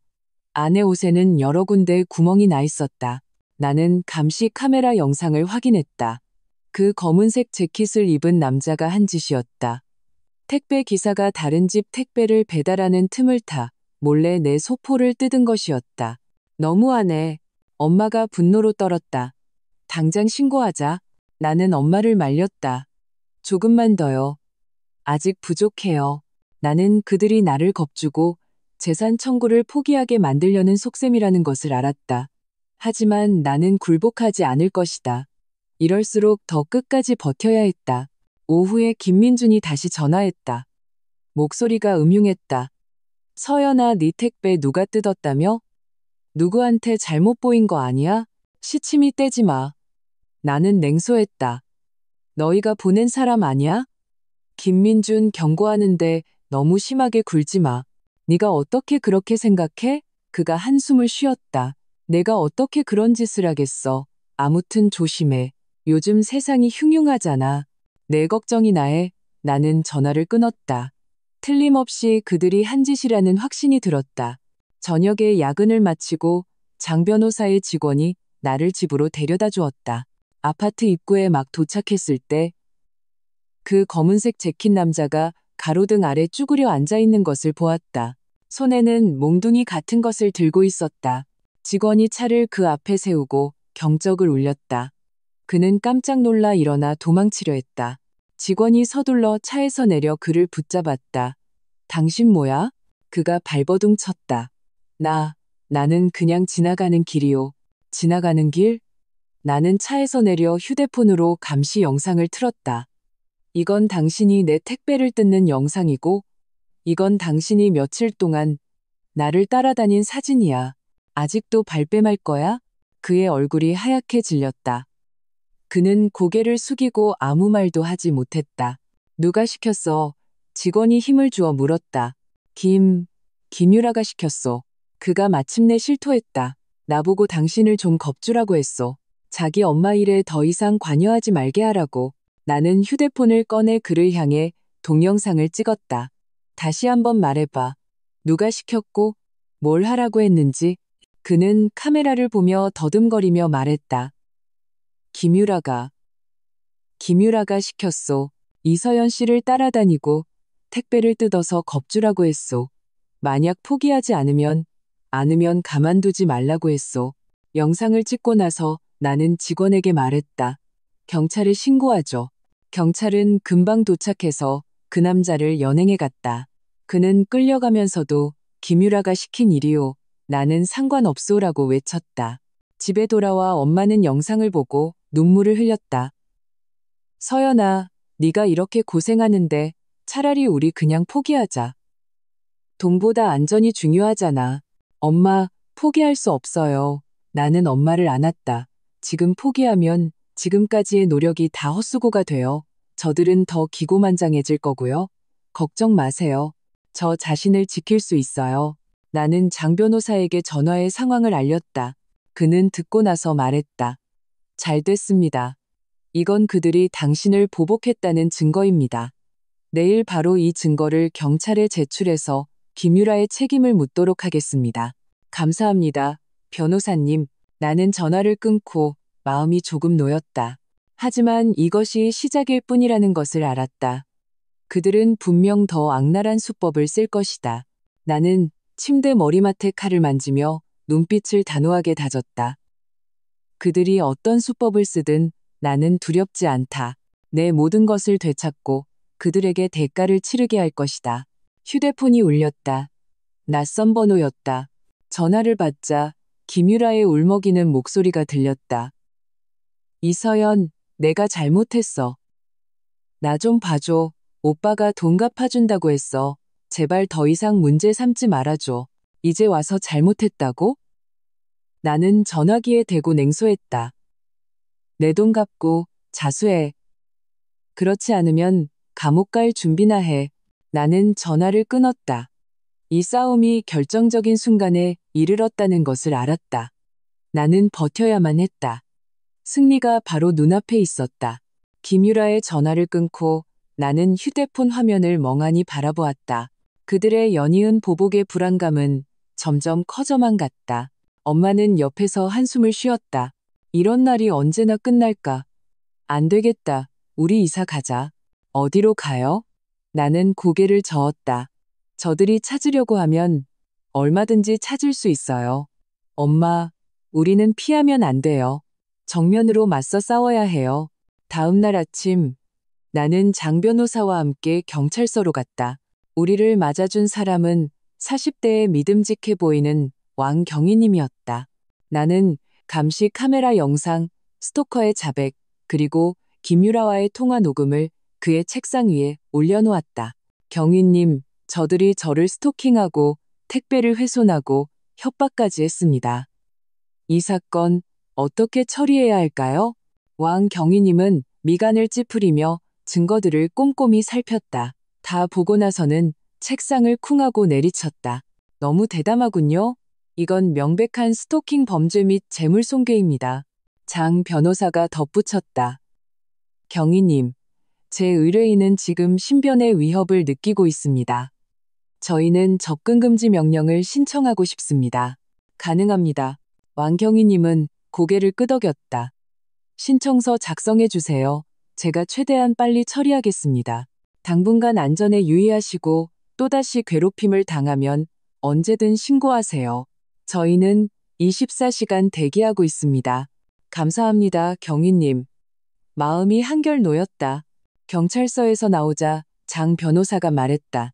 경찰이 개입했으니 이제 함부로 행동하지 못할 겁니다. 하지만 만약을 위해 제가 경호원을 한 명 구해드리겠습니다. 낮에는 출근을 돕고 저녁에는 집까지 모셔다 드릴 겁니다. 그렇게까지 하면 너무 번거롭지 않을까요? 나는 조금 미안했다. 번거롭지 않습니다. 안전이 최우선이죠. 그가 웃으며 말했다. 사건이 해결되면 그때 돌려보내면 됩니다. 오후에 경호원이 왔다. 20대에 늠름해 보이는 청년이었고 이름은 양 실장이었다.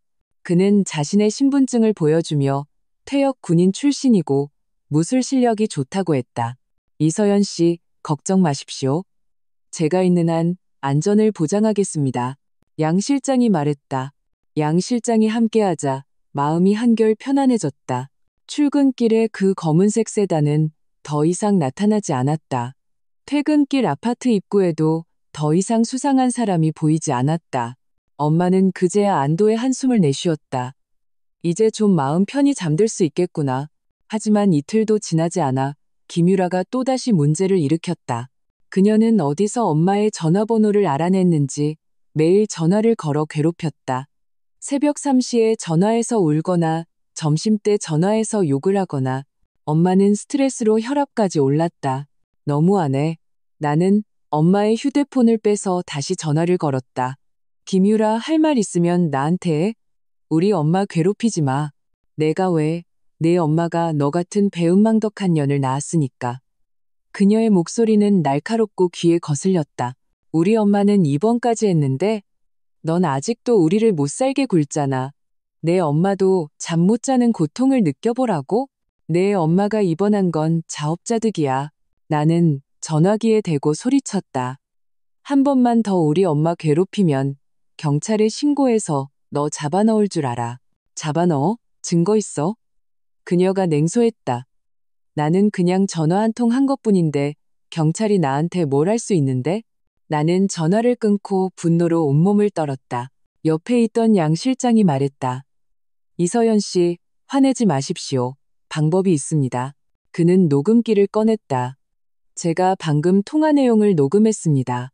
이게 바로 증거입니다. 다시 경찰서에 가서 경찰에게 경고 조치를 요청하죠. 맞아요. 내 눈이 번쩍 뜨였다. 가요. 경찰서에서 왕경희님은 녹음 내용을 듣고 얼굴이 굳어졌다. 그는 그 자리에서 김유라에게 전화를 걸었다. 김유라 씨, 당신은 지금 타인을 괴롭힌 혐의를 받고 있습니다. 다시 한번 이서연 씨의 어머니를 전화로 괴롭힐 경우 강제 조치를 취할 것입니다. 김유라가 전화기 너머로 무슨 말을 했는지 왕경희님이 소리쳤다. 우리가 당신을 못 잡을 줄 압니까? 한 번만 더 해보시죠.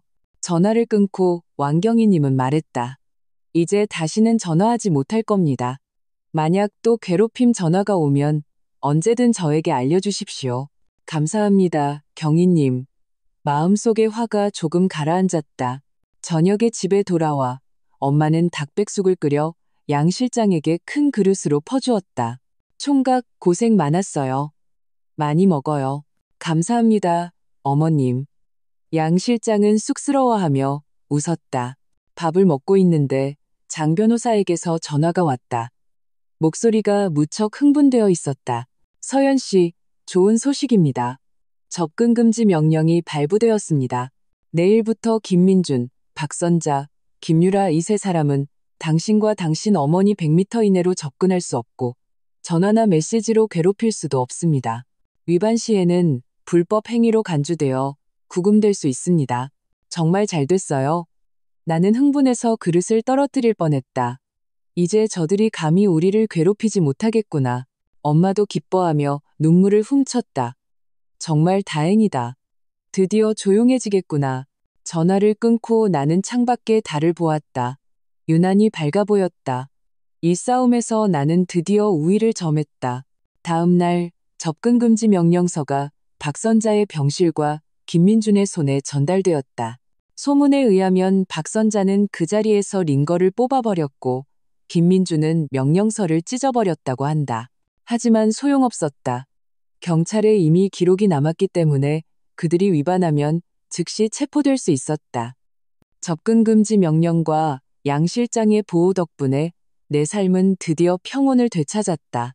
출근하고 퇴근하고 집에 와서 엄마와 밥을 먹고 더 이상 아무도 나를 괴롭히지 않았고 더 이상 불안에 떨 필요도 없었다. 나는 이것이 일시적인 평온일 뿐이라는 것을 알았다. 진짜 힘든 싸움은 이제부터였다. 하지만 나는 이미 준비가 되어 있었다. 경찰의 보호, 장 변호사의 도움, 그리고 양 실장의 보호가 있었다. 그들이 어떤 수법을 쓰든 나는 받아칠 수 있었다. 주말에 엄마와 나는 공원에 산책을 갔다. 햇살이 따스하게 몸을 감쌌다. 엄마는 춤추는 할머니들을 보며 웃었다. 이 일이 해결되면 나도 춤 배우러 와야겠다. 좋아요. 나는 엄마의 팔짱을 꼈다. 그때 제가 새 옷 싸드릴게요. 이야기를 나누는 사이 휴대폰이 울렸다. 장 변호사였다. 서연 씨, 검찰청에서 소식이 왔습니다. 다음 주에 재판이 열린다고 합니다. 증인으로 출석할 준비를 해두세요. 네, 알겠습니다. 나는 전화를 끊고 긴장과 기대를 동시에 느꼈다. 드디어 재판이 열리는구나. 이렇게 길었던 전쟁도 이제 마침표를 찍을 때가 되었다. 나는 공원에서 뛰노는 아이들을 보며 속으로 다짐했다. 기다려라. 나는 반드시 내 모든 것을 되찾고 너희에게 대가를 치르게 할 것이다. 재판 사흘 전 김민준의 고모가 갑자기 전화해서 시아버지가 위독하시다며 마지막으로 나를 보고 싶어 한다고 했다. 우리 옛집으로 한번 와달라고 했다. 서연아, 그래도 내 전 시아버지잖니. 예정을 생각해서라도 한번 와주렴. 김민준 고모의 목소리는 울먹이고 있었다. 나는 망설였다. 시아버지는 7년 동안 침대에 누워 계셨고 나는 7년 동안 그를 모셨다.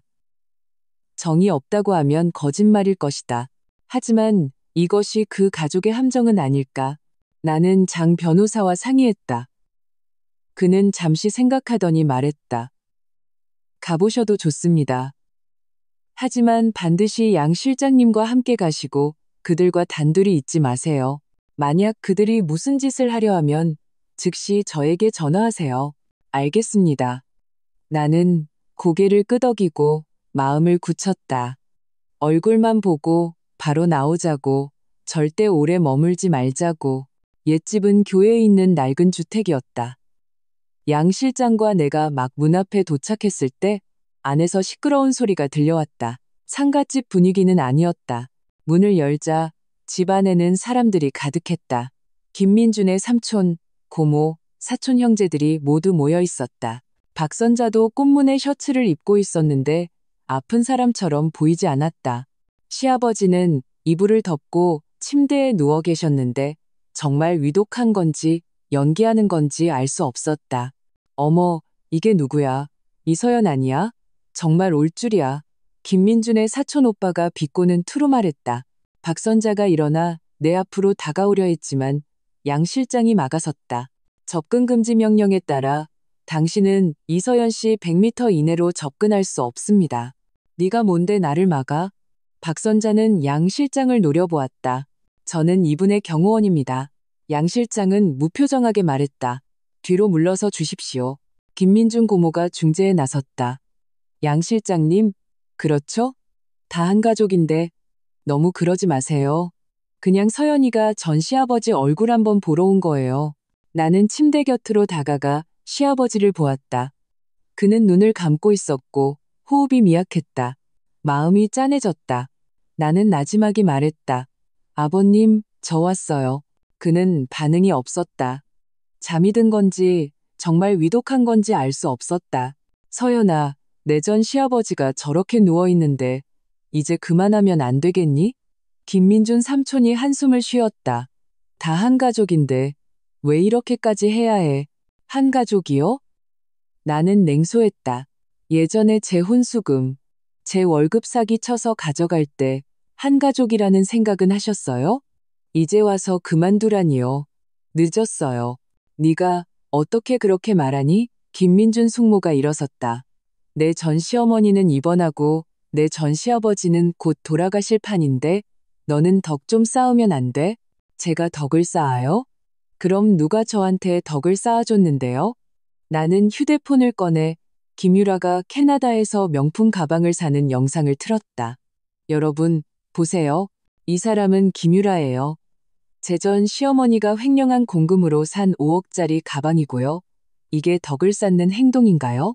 친척들이 모여들어 영상을 보며 웅성거렸다. 세상에, 가방 하나가 5억이라고? 선자 씨가 어떻게 저런 짓을? 박선자의 얼굴이 돼지간처럼 검붉어졌다. 헛소리하지 마. 저 돈은 내 합법적인 수입이야. 합법적인 수입이요? 나는 회사 장부 스크린샷을 다 시켰다. 이건 당신 회사 장부예요. 탈세액만 10억이 넘고 돈을 해외 계좌로 빼돌리기까지 했네요. 이게 합법적인 수입인가요? 친척들의 안색이 변했다. 누군가 말했다. 선자 씨, 이게 사실이면 이건 범죄야. 아니야. 박선자는 여전히 발뺌했다. 저건 제가 조작한 거야. 나를 모함하려고. 조작인지 아닌지는 법정에서 가려지겠죠. 나는 휴대폰을 집어넣었다. 저는 그냥 전 시아버님 뵈러 온 거예요. 이제 볼일 다 봤으니 가보겠습니다. 가지마. 김민준이 나를 막아섰다. 아버지가 방금도 너를 찾았어. 집동결 풀고 아버지가 편히 가시게 해달라고. 아버지가 편히 가시게? 나는 그를 노려보았다. 그럼 내가 지난 세월 동안 받은 상처는 누가 나를 편하게 해주는데? 김민준, 더 이상 연기하지 마. 나는 속지 않아. 그가 갑자기 무릎을 꿇었다. 내 다리를 붙잡고 애원했다. 서연아, 내가 부탁할게. 우리 아버지가 곧 돌아가실 것 같으니 제발 집 동결 좀 풀어줘. 내가 너한테 무릎 꿇을게. 이러지 마. 나는 뒤로 물러서며 그를 뿌리치려 했지만 그가 너무 꽉 잡고 있었다. 친척들도 거들었다. 서연아, 그냥 들어줘. 어르신을 봐서라도. 엄마가 어느새 와 있었다. 그녀는 사람들을 밀치고 나를 일으켜 세웠다. 김민준, 일어나. 여기서 도덕적으로 협박하지 마. 내 딸이 받은 상처가 내 아버지가 아픈 것보다 더 심해. 어머님, 제가 정말 잘못했습니다. 김민준은 계속 울었다. 잘못한 걸 알면 자수해. 엄마가 그를 노려보았다. 내 딸한테 빚진 돈 갚고 그게 네가 해야 할 일이야. 박선자가 갑자기 달려들어 엄마를 때리려 했지만 양 실장이 막아섰다. 그녀는 분해서 발을 동동 굴렀다.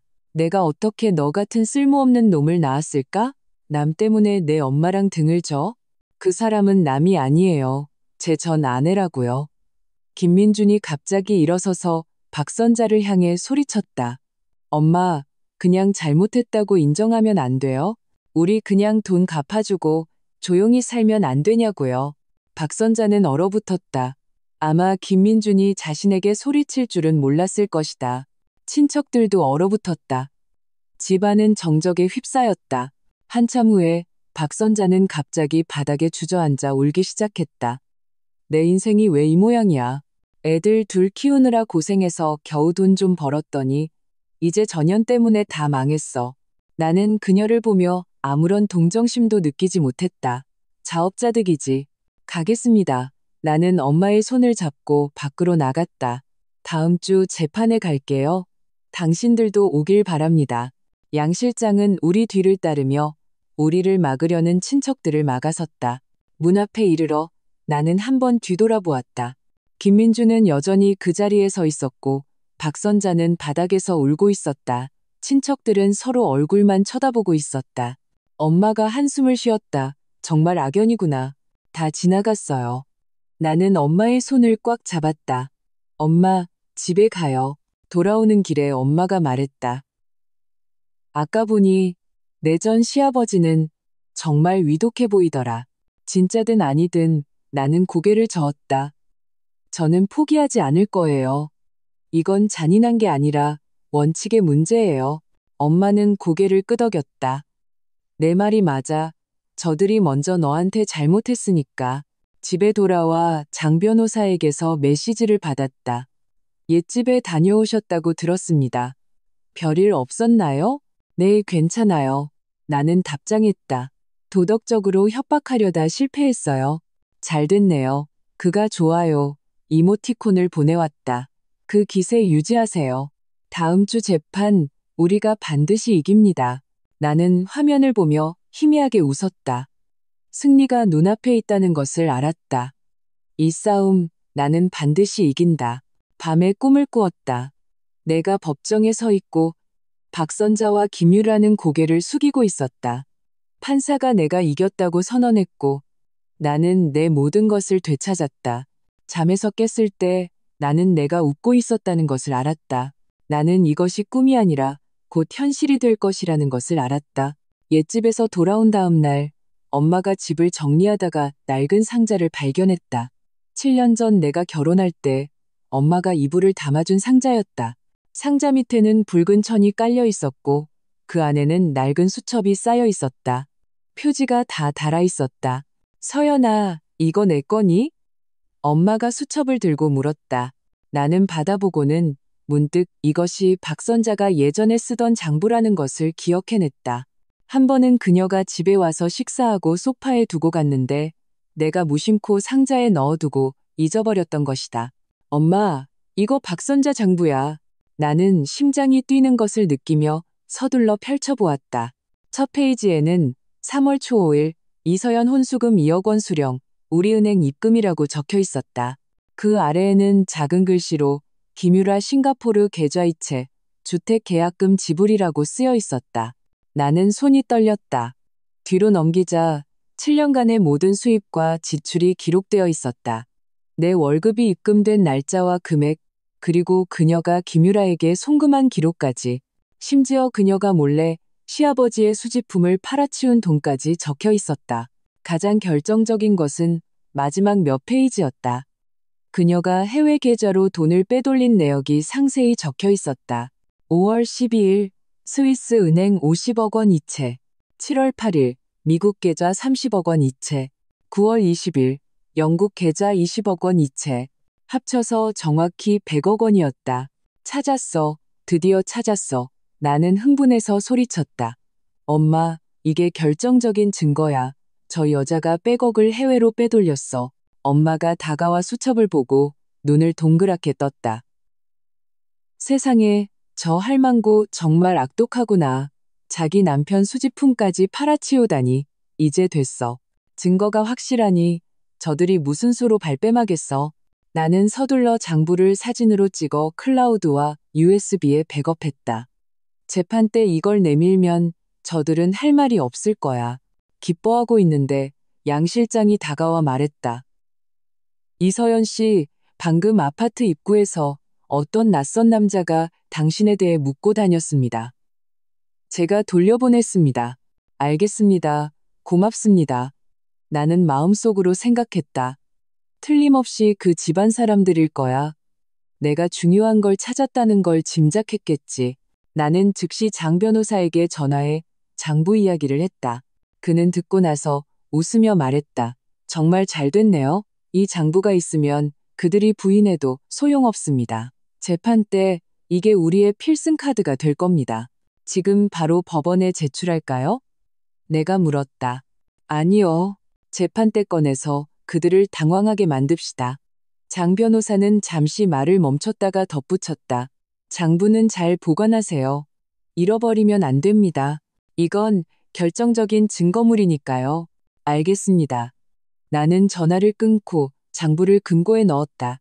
그제야 안도의 한숨을 쉬었다. 오후에 김민준이 다시 전화했다. 목소리가 다급했다. 서연아, 너 우리 엄마 장부 찾았지? 그건 우리 엄마 개인 물품이야. 돌려줘야 해. 개인 물품? 나는 냉소했다. 나한테 빚진 5억 원. 그리고 저 여자가 빼돌린 100억 원이 적혀 있는데 이게 개인 물품이라고? 김민준 꿈깨. 이 장부 나는 법원에 제출할 거야. 판사님이 판단하시게. 너 너무해. 그는 분해서 말을 잇지 못했다. 그 장부 우리 엄마한테 정말 중요해. 돌려줘. 내가 2억 원 줄게. 2억 원? 나는 웃었다. 내가 그 2억 원이 없어서 이러는 줄 알아? 내가 원하는 건 정의야. 내가 받아야 할 10억 원이라고. 우리 엄마한테 무슨 일 생기면 나 너 절대로 가만 안 둬. 그는 협박조로 말하고 전화를 끊었다. 나는 휴대폰을 보며 조금도 두렵지 않았다. 이제 증거는 내 손에 있었다. 그들이 조급해할수록 속이 찔린다는 증거였다. 밤에 꿈을 꾸었다. 재판날 내가 장부를 책상 위에 올려놓자 박선자의 얼굴이 순식간에 잿빛으로 변하며 아무 말도 하지 못하는 꿈을 판사가 법봉을 두드리며 내가 승소했다고 선언하고 그녀에게 내 돈을 갚으라고 판결하는 꿈을 잠에서 깼을 때 나는 웃으며 고개를 저었다. 이 꿈 너무 현실 같아. 다음 날 나는 병원에 가서 시아버지를 뵈었다.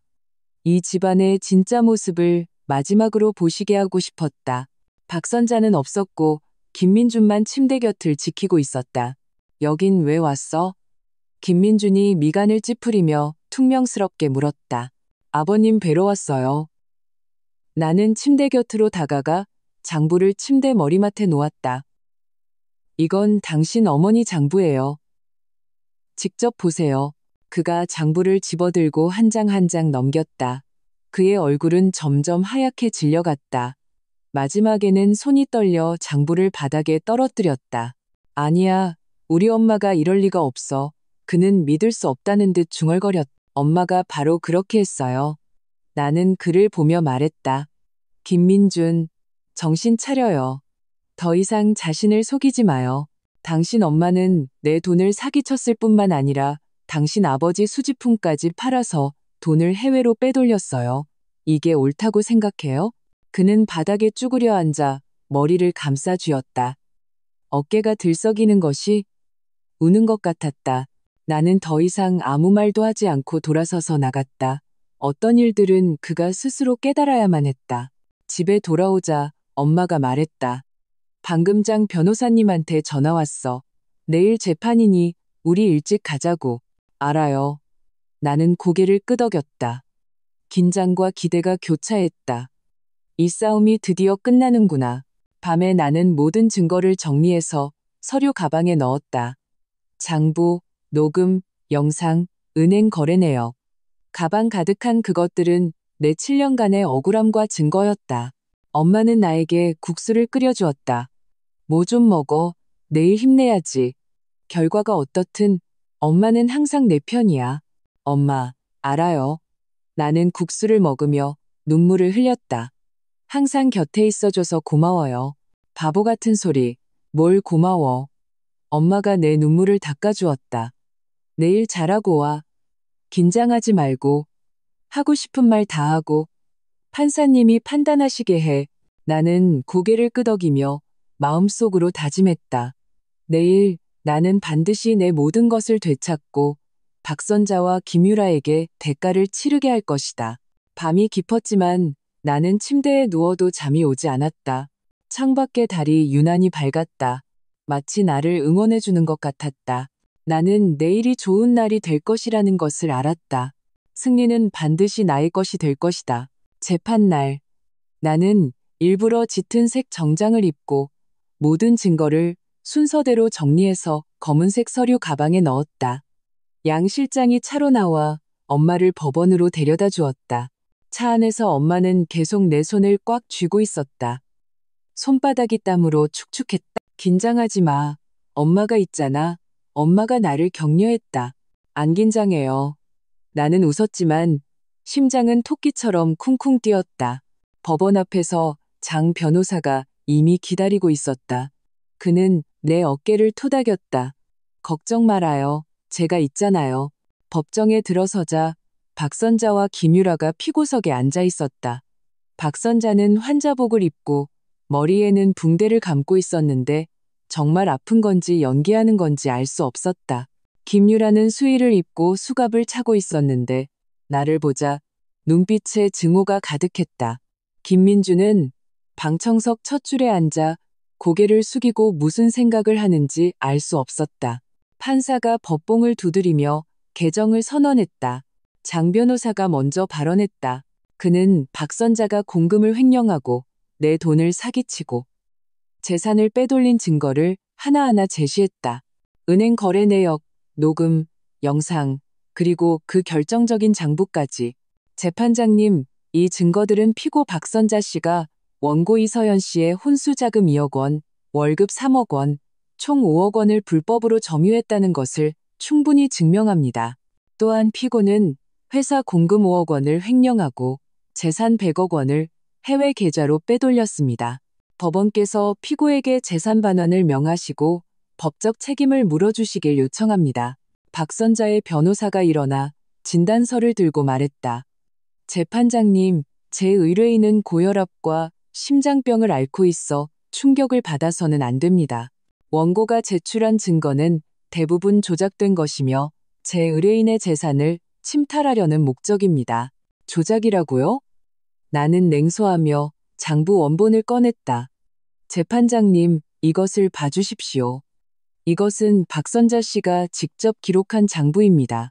여기에는 제 혼수금을 받고 제 월급을 가져가고 재산을 빼돌린 기록이 명확히 적혀 있습니다. 그녀의 서명과 지장도 있습니다. 이것도 조작된 것입니까? 법원 경위가 장부를 판사에게 전달하자 박선자의 얼굴이 순식간에 하얗게 질렸다. 그녀는 입술을 떨며 말했다. 아니야, 내 거 아니야. 제가 조작한 거야. 당신 것인지 아닌지는 감정해보면 압니다. 장 변호사가 말했다. 장부의 필체는 당신이 이전에 쓴 차용증과 일치합니다. 지장도 있으니 언제든 감정할 수 있습니다. 박선자의 변호사는 여전히 발뺌하려 했다. 설령 장부가 진짜라 해도 그것은 가족 내부의 장부일 뿐 증거로 채택될 수 없습니다. 가족 내부의 장부라고요? 내가 일어섰다. 재판장님, 저와 박선자 씨는 이제 아무 관계도 아닙니다. 저와 김민준 씨는 이미 이혼했습니다. 그녀는 제 재산을 불법으로 점유했고 공금까지 횡령했습니다. 이것은 더 이상 가족 내부의 문제가 아니라 명백한 불법 행위입니다. 김유라가 갑자기 소리쳤다. 헛소리. 우리 엄마는 너 때문에 어쩔 수 없었던 거야. 너는 사기꾼이야. 처음부터 돈 때문에 시집 온 거라고. 제가 돈 때문에요? 나는 김유라가 싱가포르에서 파티하는 영상을 꺼냈다. 그럼 당신이 싱가포르에서 친구 8명 불러서 파티한 돈은 누구 돈이었죠? 제 혼수금. 당신 엄마가 횡령한 공금 아니었나요? 당신이 무슨 자격으로 저를 비난하죠? 김유라는 질문에 아무 대답도 하지 못하고 의자에 주저앉아 울기 시작했다. 박선자가 갑자기 일어나 내 쪽으로 달려들려 했지만 법원 경위에게 제지당했다. 이 나쁜 년. 내가 너를 죽여버릴 거야. 판사가 법봉을 두드렸다. 피고, 언행에 주의하십시오. 다시 한번 법정 질서를 어지럽히면 퇴정시키겠습니다. 박선자는 경위에게 제압당하면서도 계속 욕을 했다. 너 곱게 죽지 못할 거야. 내가 귀신이 되어서도 너를 가만두지 않을 거야. 나는 그녀를 무시하고 계속 말했다. 재판장님, 저에게는 박선자 씨가 김민준 씨 아버지의 수집품을 팔아 그 돈을 해외로 빼돌렸다는 증거도 있습니다. 이것은 그녀의 장부에 기록된 내용이며 경매소 기록도 있습니다. 나는 경매소 기록을 제출했다. 김민준이 갑자기 고개를 들고 박선자를 보았다. 그의 눈에는 충격과 분노가 가득했다. 박선자는 당황했다. 아니야, 그건 그이가 나보고 팔라고 했어. 아버지가 7년 동안 침대에 누워 계셨는데 언제 당신 보고 수집품을 팔라고 했어요? 김민준이 갑자기 일어서서 박선자를 향해 소리쳤다. 그건 아버지가 가장 아끼던 물건들이었어요. 그걸 당신이 팔아버렸다고요? 나는 내 아버지 치료비 때문에. 박선자는 더듬거리며 말했다. 치료비요? 김민준이 냉소했다. 아버지는 매달 연금이 나오고 의료보험도 있는데 수집품을 팔 필요가 있었어요? 당신이 돈을 해외로 빼돌린 건 당신 자신을 위해서였겠죠? 박선자의 얼굴이 불그락푸르락하며 아무 말도 하지 못했다. 판사가 법봉을 두드리며 말했다. 정숙, 피고 더 할 말 있습니까? 박선자의 변호사는 고개를 저으며 자리에 앉았다. 판사는 우리를 보고 말했다. 본 사건은 증거가 명백하므로 휴정 후 선고 기일을 추후 지정하겠습니다. 법정을 나오자 엄마가 긴 한숨을 내쉬었다. 드디어 끝났구나. 아직 아니에요. 선고를 기다려야죠. 나는 하늘을 보며 마음이 한결 가벼워지는 것을 느꼈다. 김민준이 갑자기 다가와 고개를 숙이며 말했다. 서연아, 미안해.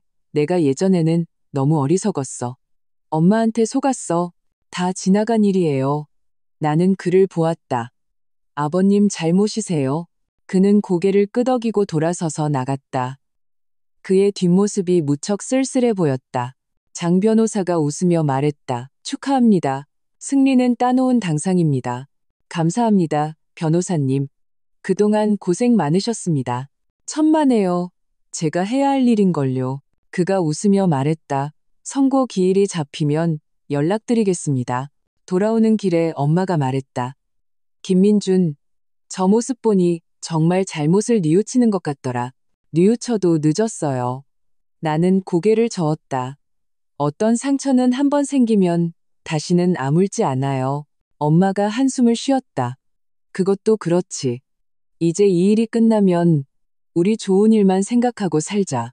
더 이상 이런 골치 아픈 일은 겪지 말고. 나는 고개를 끄덕이며 창밖으로 스쳐 지나가는 풍경을 보았다.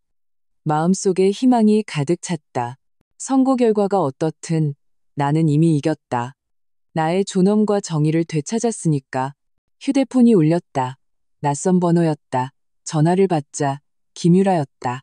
이서연, 우리 엄마 입원했어. 그녀의 목소리는 울먹이고 있었다.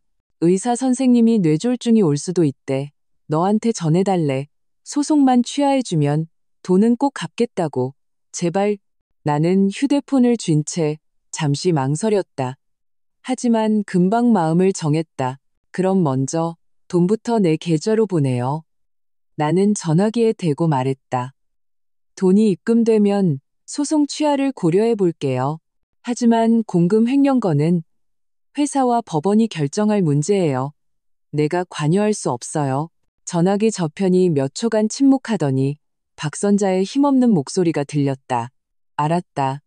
민준이 시켜서 돈 보내마. 나는 전화를 끊었다.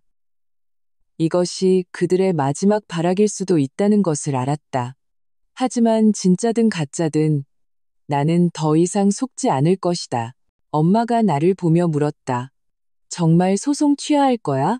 상황을 봐야죠. 나는 웃었다. 만약 정말 돈을 갚는다면 제 재산을 불법으로 점유한 것에 대해서는 더 이상 문제 삼지 않을 수 있어요.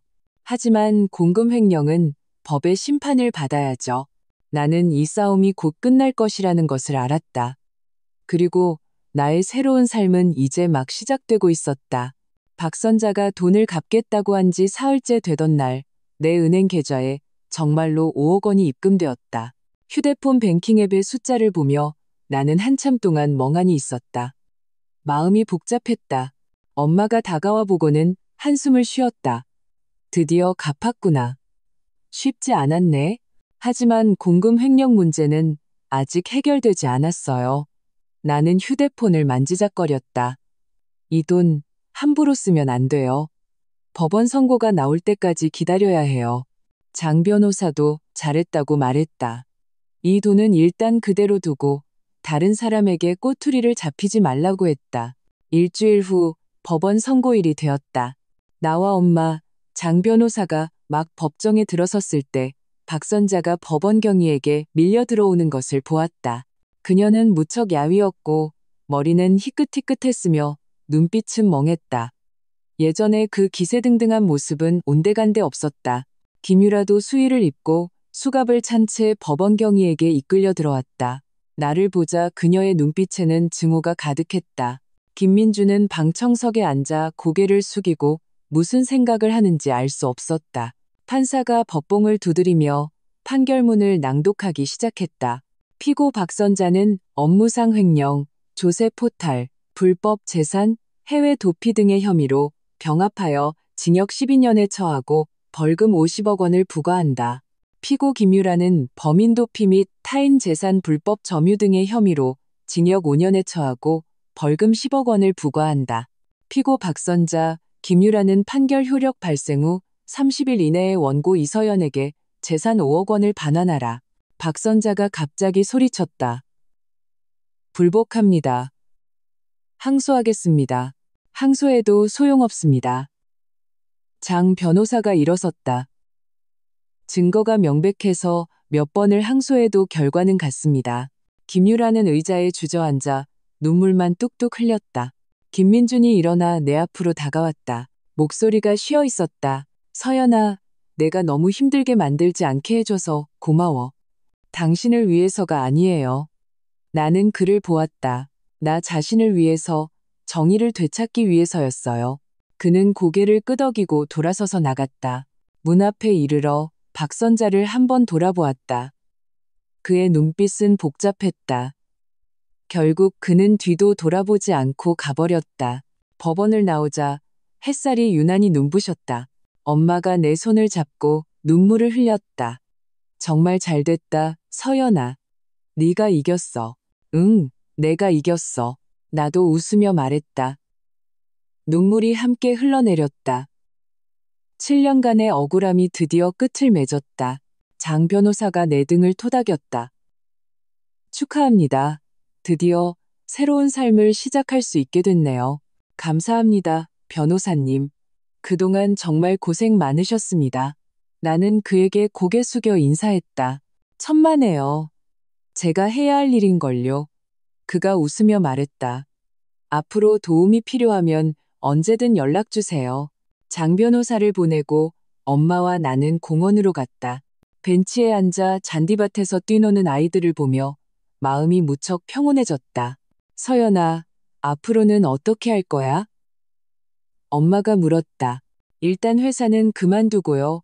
나는 먼 곳을 바라보았다. 여행 좀 다녀오고 싶어요. 마음 좀 추스르고 그 다음에는 작은 꽃집을 열어서 제가 좋아하는 일을 하고 싶어요. 좋지. 엄마가 웃으며 말했다. 나도 같이 가서 너 도와줄게. 그럼 정말 좋죠. 나는 엄마를 안았다. 마음이 따뜻했다.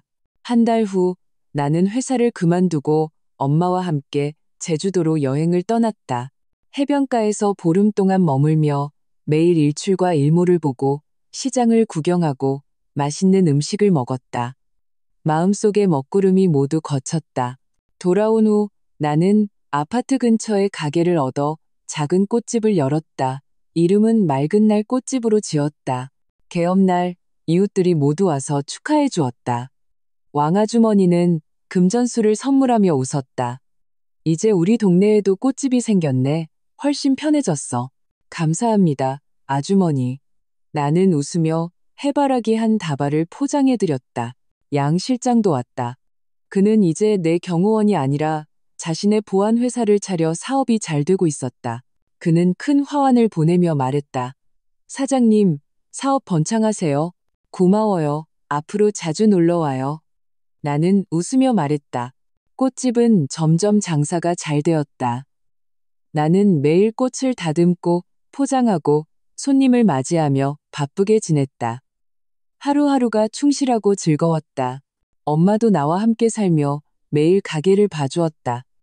저녁에는 함께 밥을 짓고 산책을 했다. 마치 내가 결혼하기 전으로 돌아간 것 같았다. 어느 날 오후 내가 가게에서 꽃을 다듬고 있는데 김민준이 갑자기 찾아왔다. 그는 많이 야위었고 간단한 티셔츠와 청바지를 입고 있었다. 예전보다 훨씬 성실해 보였다. 왔네요. 나는 그에게 물 한 잔을 건넸다. 응, 지나가다 들렀어. 그는 가게 안의 꽃들을 보며 말했다. 보기 좋네. 예전보다 훨씬 좋아 보여. 고마워요. 나는 희미하게 웃었다. 아버지가 지난주에 돌아가셨어. 그가 고개를 숙였다. 가실 때 편안히 가셨어. 삼가 조의를 표해요. 나는 무슨 말을 해야 할지 몰랐다. 가시기 전에 너한테 미안하다고 전해달라고 하셨어. 그가 고개를 들었다. 예전에 잘해주지 못해서 너를 힘들게 해서 미안하다고. 마음이 짠해졌다. 나는 고개를 저었다. 다 지나간 일이에요. 나 이제 떠나. 남쪽으로 일하러 가. 그가 일어섰다. 아마 다시는 못 올 것 같아. 행복해. 당신도요? 나는 그를 문 앞까지 배웅했다. 그의 뒷모습이 골목 모퉁이로 사라지는 것을 보며 마음속에는 아무런 파문도 일지 않았다. 어떤 사람, 어떤 일들은 지나가면 정말로 지나가는 것이었다. 저녁에 가게 문을 닫으며 나는 가게 안의 해바라기를 보고 활짝 웃었다. 엄마가 다가와 내 등을 토닥였다. 바보 같은 것, 뭐가 그렇게 좋아? 엄마, 나 지금 너무 행복해. 나는 엄마를 안았다. 앞으로 우리 좋은 일만 생각하고 살아요. 다시는 헤어지지 말아요. 응, 헤어지지 말자. 엄마가 나를 안았다. 목소리가 메어 있었다. 달빛이 유리창을 통해 들어와 꽃집 위에도 우리 위에도 쏟아졌다. 나는 나의 새로운 삶이 이제 막 시작되었다는 것을 알았다. 그 좋지 않았던 과거는 시든 꽃과 같았다. 비록 흔적을 남겼지만 결국에는 새로운 꽃으로 대체될 것이다. 그리고 나는 해바라기처럼 영원히 햇빛을 향해 열심히 자라나 점점 더 멋지게 살아갈 것이다.